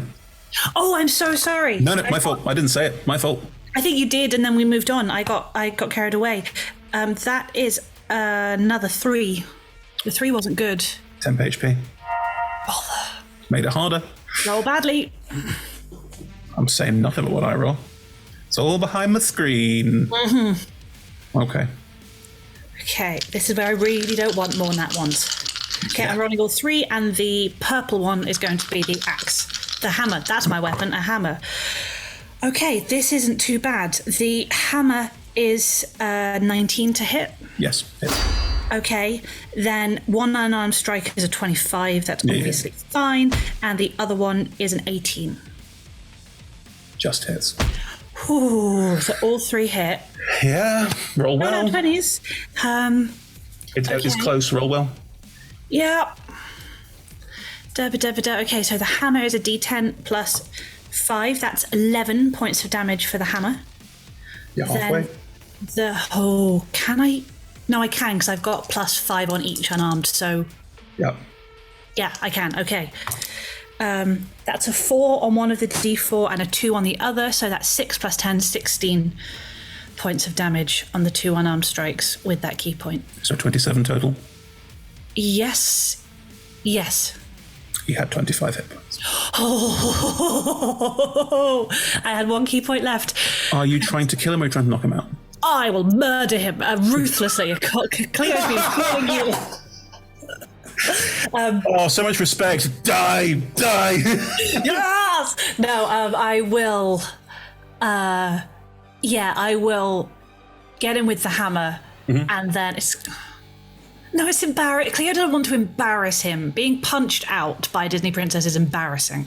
So she will do her unarmed strikes first. Fine. And probably be quite inspired by him and go for one knee and then the other knee with the butt of her hammer. And then give him a look of like, sorry. I'll whack him around the head. The look of sorry that you give will be responded with a slight tilt of the head and like is leaning into the hip. Not is throwing it, like you did this, but is going, you did this. Respect where it's due. Yeah. Nice. With a sort of horrible, like, crystalline clunk, because the crystal doesn't shatter or break, it is solid. It just, where it clearly where it's attached is not exactly as solid as where it is. So there's like a sort of there's a horrible, like, grinding sound as you hit real hard, and he just poleaxe, just hits the deck. The crowd is silent. This also took, like, this is D&D. This took 35 seconds. So was that was what I was meant? Was that not what I was meant to do? I'll go and get my coat back. Thanks, Arian. People around you will just start clapping, cheering. Like people are like, all of the we thought this would be more a bloodthirsty fight vibe is wiped. Like people are just excited and jubilant and like this is really, really cool. And Lazam on the top will be sort of start going, this is the voice of the blah blah blah. I'm not even gonna give it. Thank you. There's no need. We'll start rambling. Can somebody I want to learn how he did the jam thing and he seemed quite nice. Can someone stop him from make him feel a bit better? Arian will look at you, smile, nod, and will go and try and find someone to help you. Thanks, Arian. That's Arian. They're great. People aren't really crowding you. Like, they're not doing the kind of like, oh my god, you're so amazing crowding. You've been given a little bit of a berth. Because people are clearly a bit afraid of you. Oh. You can see a lot of people are talking about you. You can see them all looking and talking and discussing. It might be a little overwhelming. I think Clio will, there'll be a group of people who are very clearly doing the talking, and she'll kind of go towards, nope, over there is a nice corner. It's a big circle, there are no corners. Sorry. Even better. As Arian has gone to find speakers to talk to try and get them to help the large man, Clanger, you hear in your head, I am here. Hi, is that because I won the fight, or were you coming in? There is a sort of earthy that echoes around this entire space, and people start to fall silent real fast. The speakers stop talking. I did tell you they were coming. There is a low, guttural growl that reverberates through this entire space to such a degree that everything shudders and glimmers, and people start sort of falling down to their knees or backing off. People are genuinely quite shocked. How do you react while everyone else is doing this? This I thought was what we were all expecting at this point. I told you. In your head, you hear, step outside. Okay. You just walk out. Just do-do-do-do-do. Arian, do you want to come too? You wanted to meet them, right? Arian's stepped away to try and find someone to heal, and you can see, if you turn to say Arian, they're at the back looking scared, kind of, if you gesture them over, they will come with you. Only if you want. You don't have to. I'm fine. Just, it might be fun. They will come over to you, and I think they'll probably go to hold a hand if you let them. Okay. Right. If you step outside with them... I will sheath the hammer, probably. Weapons out is not a good move. As you step outside in this sort of like cracked stone edifice, looks the same. If you turn and look up,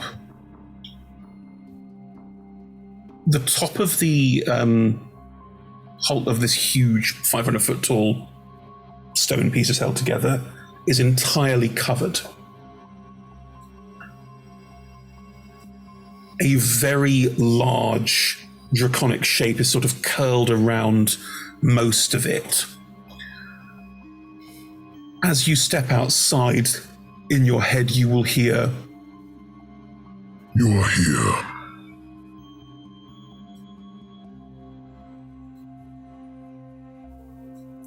Am I the one you're expecting, or were you hoping for someone else?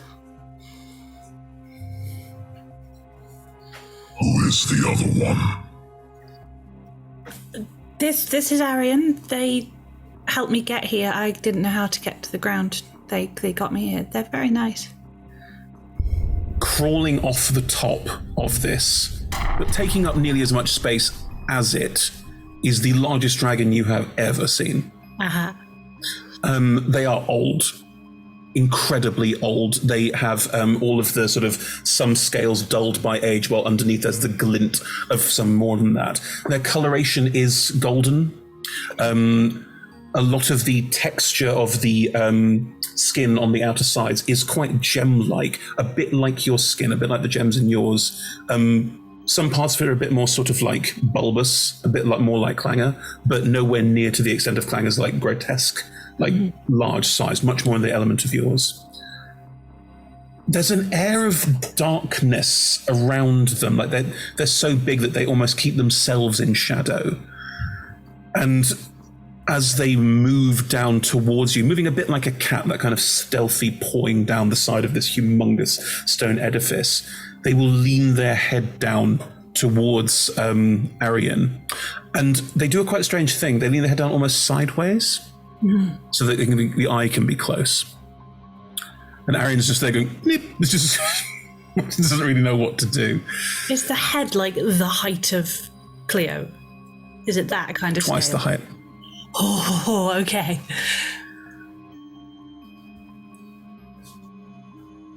It will open its mouth to talk and will say in Draconic, which you understand, "You have my thanks." To Arian, who'll just thank you.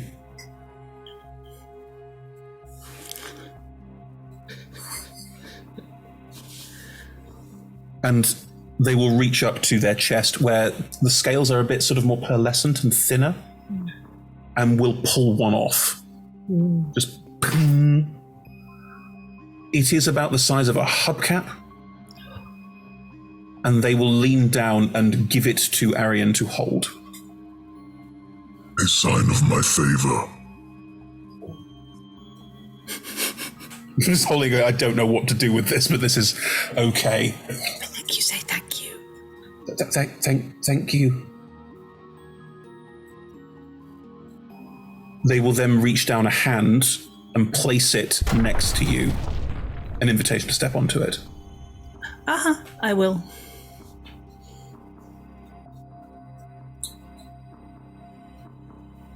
There is a beating of the wings. All of the ships, all of everything that's there just gets pushed over by this colossal updraft of air, because this dragon is big. And they will lift off with you and just fly up into the sky. You're being balanced on the back of a hand, because it's easier to hold a back of a hand flat than it is anything else. Yeah. As they fly up into the sky and away. Great! They're not going far. Okay. They will fly away from the lights and away from, and they will land on a sort of a craggy, rocky outcropping. There's a pool of magma nearby. It is like the more wastelandy side of this, where like the land has clearly been reformed and reforged, they will land and place their hand down so you can step off, and then they will just pull their hand back. They'll speak in your mind, not out loud. You are here. Yes, you asked me to be. Yes. Why? Because you are of me. And yet, I do not remember you. This is where I think the mistake might be. I'm from a completely different place. There is no other place. There definitely is. Sorry.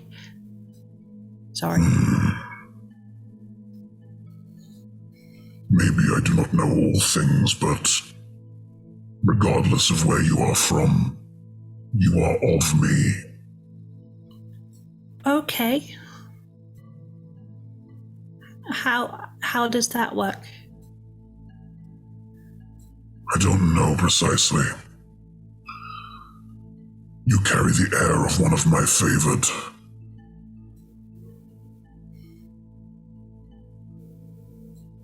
Okay. I haven't felt very favored a lot of the time.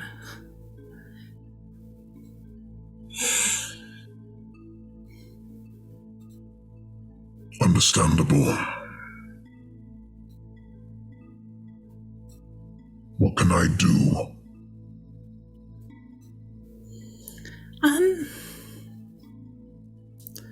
I don't really know who I am or what I want. That's quite a hard question to answer. I sort of just want my friends to be okay. And I did think I never wanted to go back home. And I'm wondering if maybe I do want to go back home and stop it existing. Not all of it, not like destroying a whole world, just my bit. Because it wasn't very good. But maybe that's bad. But I feel like you could make something better. If you just... That is what we do. Yeah. Everyone says that that's just bad. But if you destroy a bad thing and make something good in its place, that feels not bad. Big head, like, yeah. You are of me. You do not know it. And you do not necessarily feel it. But my spirit runs in you. A desire for change. For rebuilding. For improvement.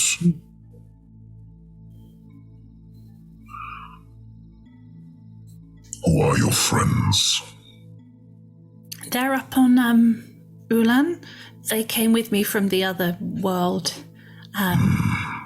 There's Vuk and Etelus and Asta and Uslam.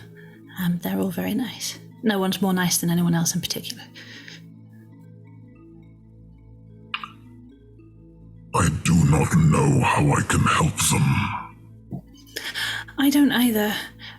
They're very concerned about farming sustainability, but I don't really feel that's integral to the plot. I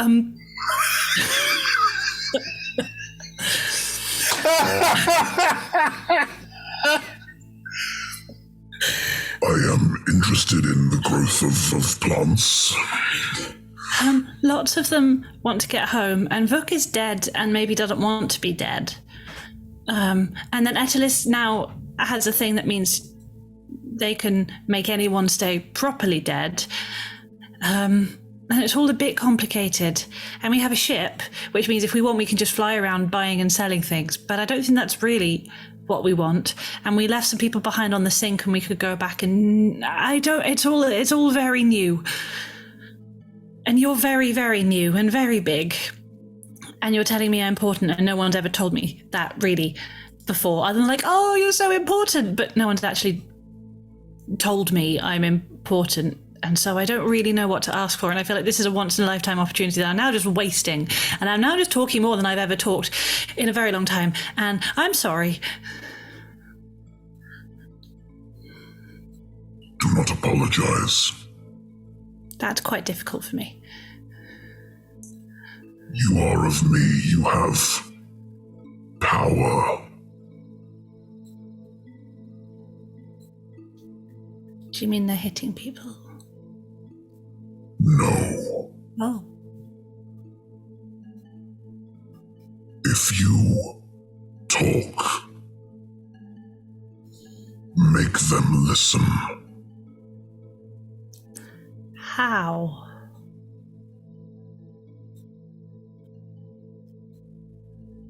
Your belief in yourself carries more weight than you think. Oh dear. Okay. It might be a bit easier to believe in myself after being a champion and meeting you. Maybe. You are the champion of the... well, congratulations. I thought that you were just going to come and talk to me anyway, and then Lesan was saying that no, I had to be their champion to talk to you, and I got very confused. But they wanted to tell you something about topsoil, but it sounded incredibly boring. They worship me. I think they so. do as I ask. That is power. I do not always need to listen.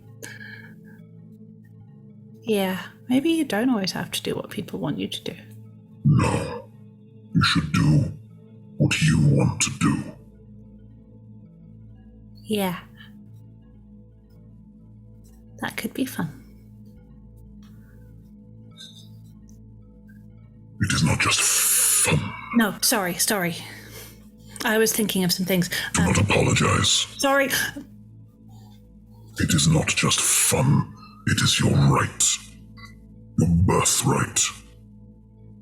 Now you're sounding like my parents, and that's not a good thing, because they wanted to keep everything the same forever, and that was my birthright, to do whatever they told me to do, to make sure nothing ever changed. They will slam their hand down into the ground, away from you, not in a threatening way. I mean, obviously it's threatening, but not in like a... Yeah. And they will grab a handful of earth, and they will lift it and hold it, show it to you. It's the size of a house. This has been many things, and will be more things. Everything changes.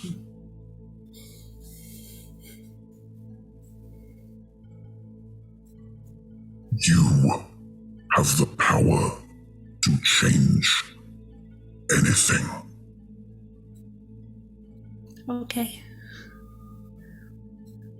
Drops it.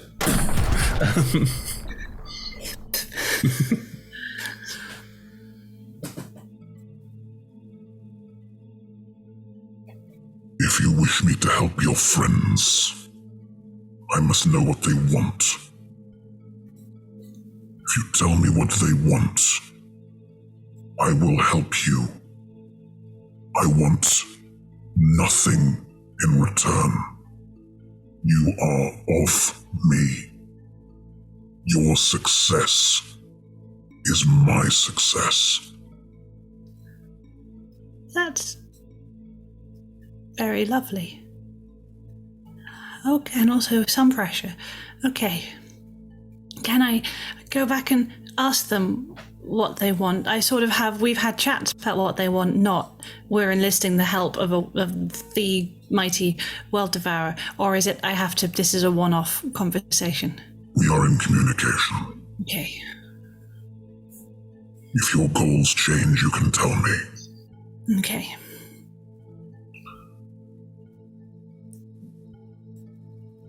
There will come a time when I will call for you. Okay. To do what? It's fine, just it's nice to know. I cannot tell you for sure. Looks out across the landscape. And roll a perception check. Yeah, 9. Far away,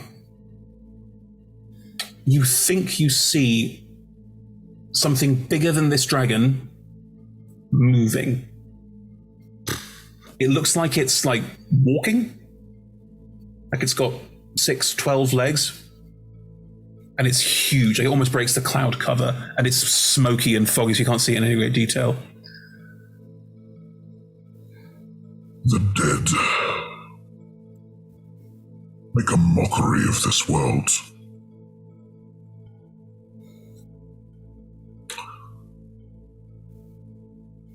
These deathless. They do seem not great. They've ruined the surface. They hinder our regrowth. They must be destroyed. I would be happy to help with that if you wanted. Good. My friend Vuk is dead and not dead, and he's nice, but in general it doesn't seem like the best plan to not be able to die.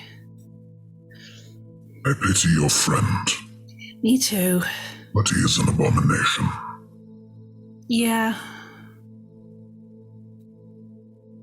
He can't help it, but no, he shouldn't be alive. No.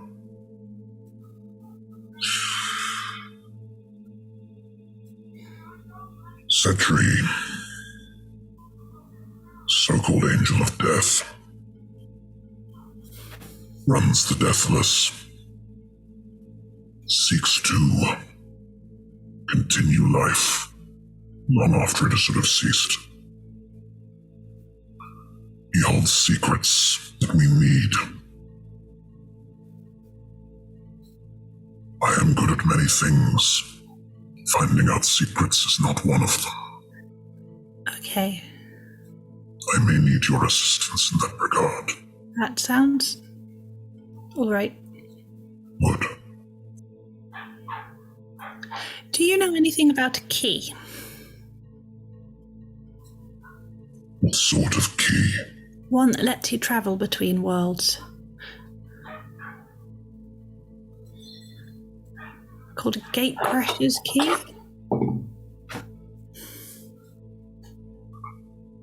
I have heard of this. You wish to return home? I don't know if I do. I thought I definitely didn't, but some of my friends do and I'd like to help them, and maybe I could do a little bit of rebuilding of my own over there. Then we will get you home. We've got the key. My magic friend Asta says that we need something really powerful to charge it, and we don't know what or where. I will research this for you. You're being very accommodating. Okay, yes, thank you. I am not being accommodating. You are of me. Okay. You are an extension of me. I mean, I think I am still me. I think. I'm not sure. Okay. If that is how you want to see it, I have no problem with that. But understand, your wants are my wants. Okay. And my wants are your wants. Yes. We are of one. Are you watching all the time? No. Okay. If I intrude, you can tell me. Okay. That is fine. Okay. And you really Hang on.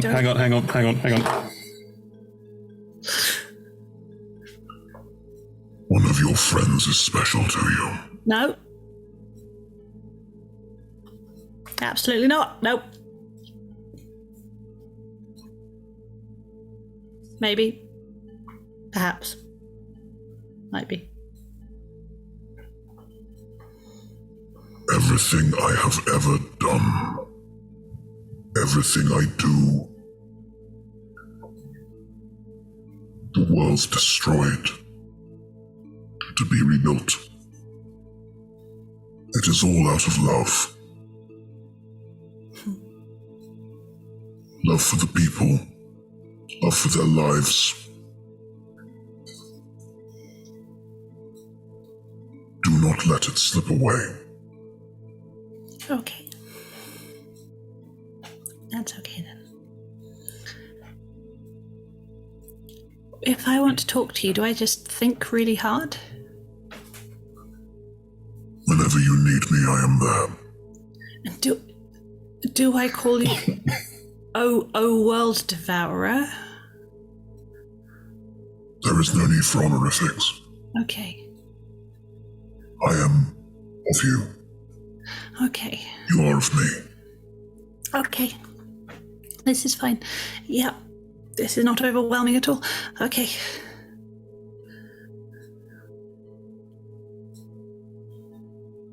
You should help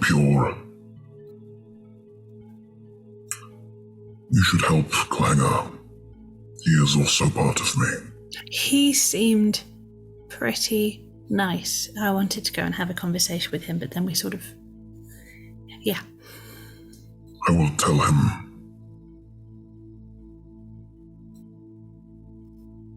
Okay. Thank you for coming down. Thank you for having me. I will admit you are confusing. Because you are of me, but you are also not of me. Yes. Are there lots of yous around? Some. Okay. Do they all look like me and Clanger? There is variance. Okay. Okay. Not all of them wish to be part of us. So you just want me to go and carry on living my life with my friends, and at some point we'll go and fight the Deathless? Yes. That sounds okay. Okay. Do you want to kill or end all of the undead people? All of them? Every single one, without exceptions? You speak of your friend.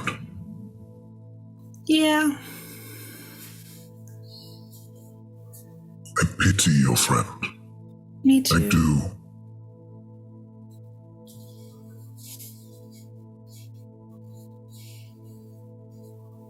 Maybe not him personally, but what he is part of stands in the way. That's okay. I understand. I was just checking. We can be merciful. And quick. Yes. That sounds fair.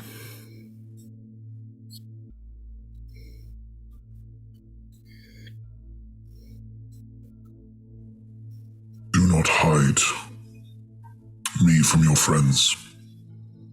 Do not hide us.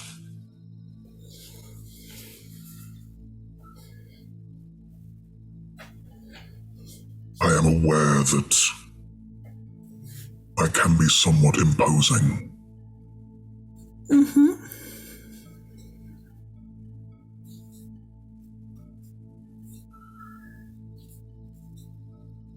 If my goals are at odds with any of your friends, I am willing to discuss it. Okay. Because you are of me and I am of you. Uh-huh. The responsibility you felt, I feel also. Sounds good. Yeah.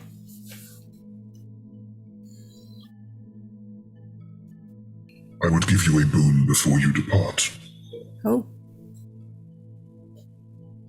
If you want. I think so, if that's okay.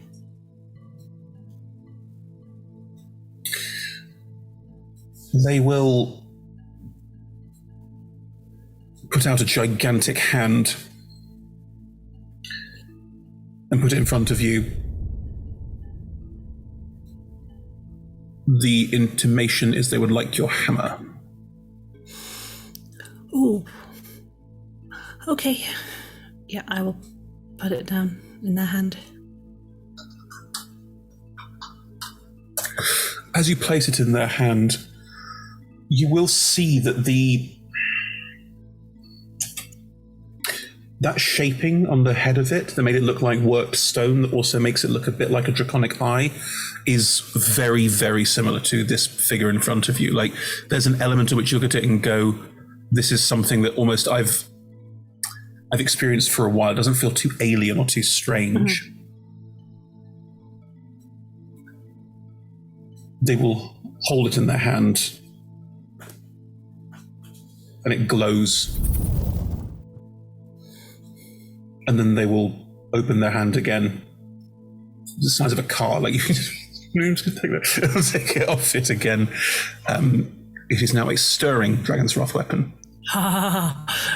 Thank you. You are welcome.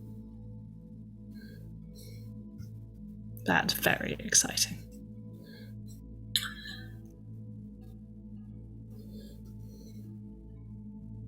Do you have more you would ask of me? I think probably I'm going to get home and then instantly realize all the things I should have asked you and kick myself. I am here. Okay. Okay. I will return you to the cultists. Cultists? They are undeniably cultists, yes. No. Oh, okay. I thought they seemed quite nice, but okay. To be fair, Lazam is a bit odd. Not necessarily too pejoratively.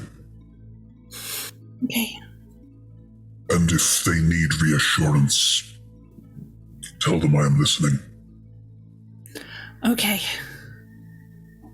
Are you listening, or am I just... Oh, you know. Uh-huh.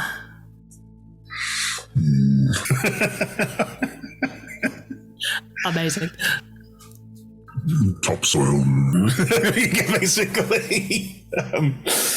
And they will return you, just pick you up and fly you back down. Actually, no, we'll give you space to stand, not pick you up, and fly you back down to where the others are, and will then take off once more. Give them no time or energy, because they deserve it. And we'll just leave you there. If they land to drop you off, and people have started to mill around outside again, and will get amazed by having the dragon land, letting you step off, and now people are going to mob you. Mm-hmm. What did he say? What's happening? What messages did he have for us? I think Clio will start to go, well, and then let's see if she can pull this off. She can. Remembering the conversation she's just had, kind of back up, find a little rock that she can stand on, and go, give me space. People will back off. The World Devourer says that they are listening to you and that they hear you, and that I am of them, and therefore to be listened to. And everything else was private. You are not of them. You do not get to hear. Sorry. Roll me a performance check. You know the thing that you get with, like, when I'm talking to dragons, I get boosts? That one? Yes. Add that to this. I get a boost for talking to a dragon? No, it's because you're talking to dragon cultists and... What is the boost? Where is that? I can't remember. It's -1, as in my performance. Hang on. I'm going to check the dragon soul. Draconic Disciple. There you go. Yes, that one. As if I fail a check, but meh. Yes. If I fail a check, I can use my reaction to re-roll it. Yeah, do that. That applies. So am I basically just rolling with advantage? Is this the... Effectively, yes. I don't know why they just did it like that. Yeah, let's do that. Okay. I mean, I guess that's good, because one was a 6, so that would have been a 5, but one was a 19, so an 18. It's the most performative Clio has been in her entire life. They will nod and they will listen to you. And you can see some of them are doing quite supplicant, like bowing, nodding, giving you that space. It's like what you've experienced before in your past, but there's a big difference. You're not the object. You're the voice of. Yeah. It's a huge, like, you don't feel like an unwilling participant. You don't feel like you're being used. You feel like they're listening to you. The World Devourer did have one task for you, which is to research and find everything you can on something to charge a gatecrasher's key. People will listen, nod, and will engage with that. Lazam will try and bend your ear off. You can happily tell him to go, and he will, because there's a certain amount of, you did what I asked you to do. You are my champion, and now whenever I want to tell the dragon things, I can tell you, and you'll tell them, and you drop that off. That's fine. I think we'll shrug it and pull it. Still, she's not just suddenly turned into a horrible person. I will communicate with the dragon, and your concerns are known to us. I'm gonna glide over a lot of the nonsense, which will be basically the same conversations. Two important things. One, do you go and find Arian? Yes. Arian has not come out and is in the large space and is making sure that Clanger is being looked after. Good. He's doing fine. Like, he got beaten up, but he's not upset about it. Like, he's being tended to by the speaker, who is sort of helping out and healing. The speaker looks a little bit miffed, like, man, this is my champion, but is not therefore ignoring or not treating the wounds as doing right by. Both Arian and Clanger are right there if you want to go over and talk to either of them, both of them, neither of them. I think to the other speaker first. Does Lazam... Now what happens now that Lazam is sort of chief speaker? How much power do they get? Well, they will lead the congregation, and they will be the main leader of sermons for the time being, until such time as you may need to defend the championship at some points. But if you're not here, then there is no championship duel because you're not present. So about that, the World Devourer knows that I'm not going to be here very often, and so we think it best that the speaker position is shared equitably, and you all take it in turns. Lazam should maybe not be given an unlimited platform for sermons for the foreseeable future. Roll a persuasion check.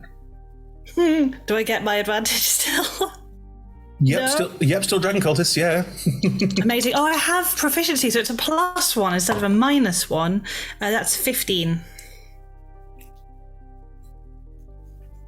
It's not how we've done it before, but if... You haven't had me before.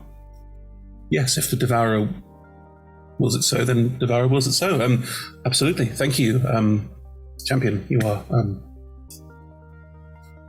Yes. And they'll sort of get the memo and like nod politely and step away.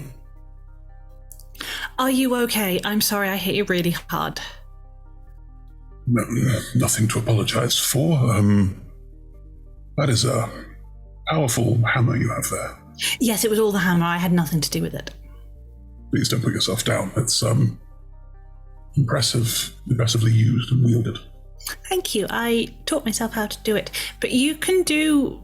It felt like you could... Was there poison in with some of your... How did you do that? Yes, I got the sense that you're of us, but not. I was born with these abilities. I assumed that you were born differently. Which is fine. Yes. So I can't learn them. I'm not saying that. I just don't know if you can. Okay. Do you want me to look into it for you? Is that what this is? This isn't the World Devourer instructs you, but it would be fun. It looked fun. You looked like you were having a nice time until you were unconscious. No, I know them as well, and I understand. Yes, they said that I should talk to you because you were great. I'm paraphrasing, but that's pretty much what they said. They are generally agreeable. Do you live here or on Ulan or somewhere else? Usually in Ulan, but Okay, so I'll see you around. probably not. Oh, you don't want a rematch? No. I'd love a rematch. You can pass perfectly well in society. I can't. Could wear a hat? No, I see. Would it matter? People, there are all sorts up on Ulan. Arian, who is there, Arian, who was always there, will just gently, not butt in, but like to lean in. Have you seen how the dead are treated in Ulan? Yes. People who are visibly aligned with draconic powers, elemental powers, treated similarly. Oh, I'm sorry. It's fine. I gain more from being part of us than I do from not. So. Okay. But thank you for the offer, and hey, a rematch anytime. Okay. You could bring a hammer next time if you wanted. No, I've already got two. And we'll just do I can't do it right now, we'll do the knuckle crack of like just tensing the muscles and clap the knuckles. Hang on. Clio will undercut the very match I'm going, but they're so small. Really, that's okay.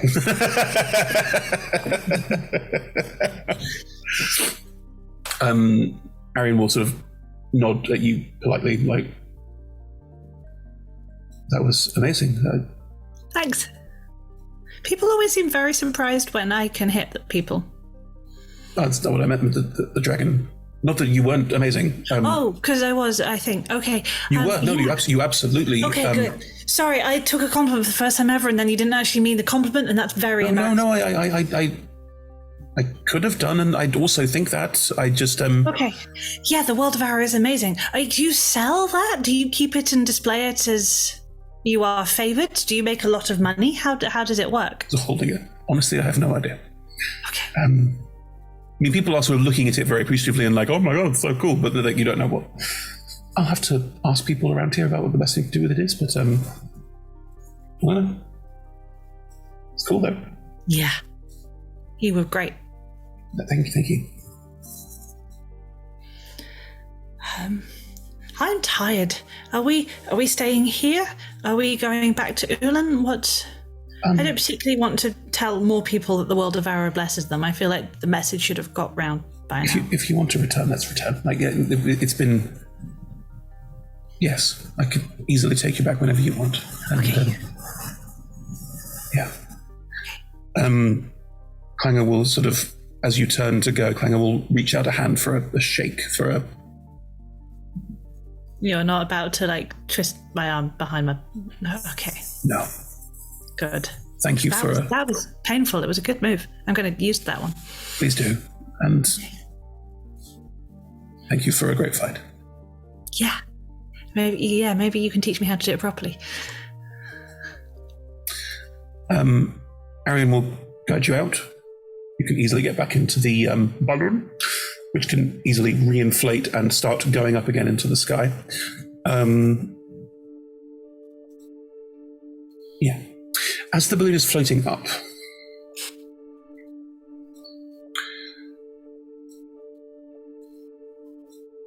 is there anything you want to talk to Arian about in particular?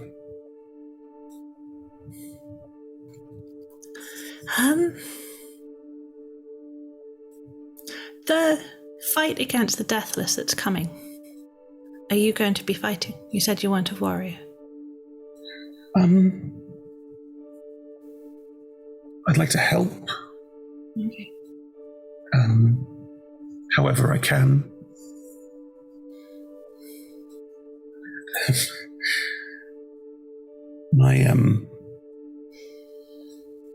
My sibling used to say that not all fights are won with a sword, and they're right. Sometimes it's an axe, but you know what I mean. Like, I'm sure I can help, and whatever I can do, I want to. It's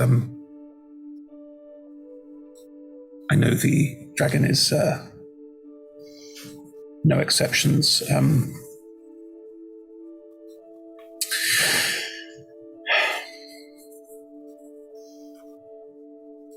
I agree with that in principle, but in practice, I would be very sad to see some friends go. So Yeah, me too. I feel like there must be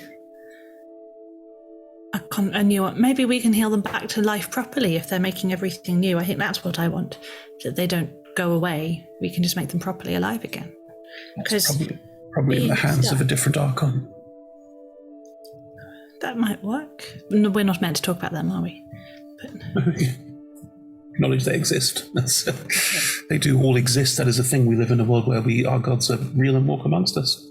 But I think that's what I would want, because I don't think Vuk particularly likes bits of him falling off. But I also don't want him going away forever. Being alive seems like a better option. Yeah.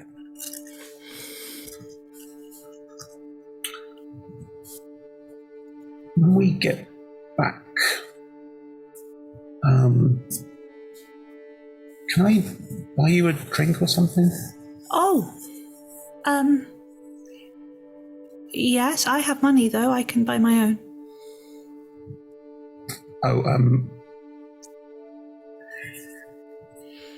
I was asking if you wanted to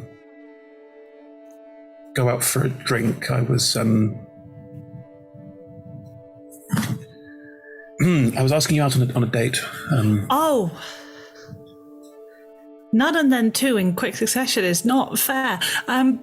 What? Yes, Sorry? Nothing, absolutely nothing. Look, it's a cloud.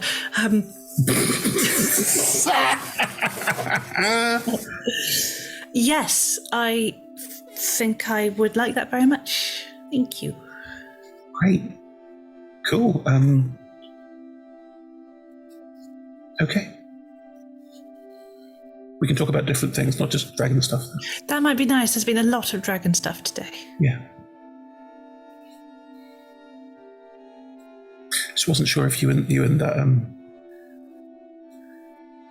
person you travel with. Etelis, no, they're just very hot. They are very attractive. It's odd, even covered in mud. Really hot. It's like an aura. Maybe it's confident. Maybe. But yes, different. I don't want to ask them out for a drink. That's Okay. The rest of the probably like awkward silence. Deliberately no eye contact. Oh dear.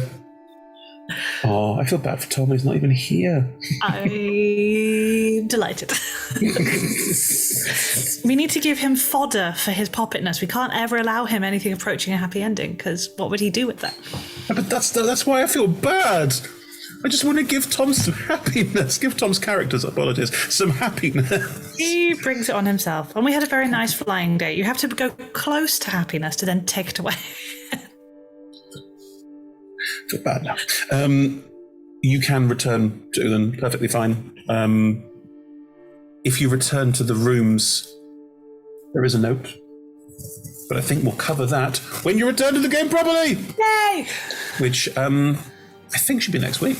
That's exciting. I think next week we're gonna try and do a session with you and Nat and do a lovely sort of like everyone's together again, bit of overlap, sorting all that out. So I am very excited. The baby is wonderful company, but also playing a game with grown-ups will be great fun.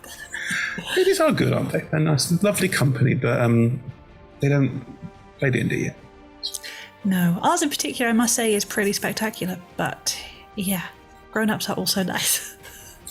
I feel like I have to say that my baby is spectacular. It has to be even. We can't say that one is and one isn't. It's fine. We both, separately and entirely, have the best baby. Yes. That's how it works. True. Actually, no, I don't, because I've got 2 kids. Oh, yeah. Well, no, but your older child is not a baby, so that's still my baby. Yeah, fair. Another child makes you notice so much how the current one is such a... Yeah. Anyway. Thank you for watching, everyone. New parents will talk about their kids at length. Sorry, it's just a thing that will happen. Thank you for joining us tonight or today, whenever you've been joining us. We play every Monday and Tuesday from 6 p.m. GMT, BST, that's 10 a.m. Pacific time or Pacific Summer Time.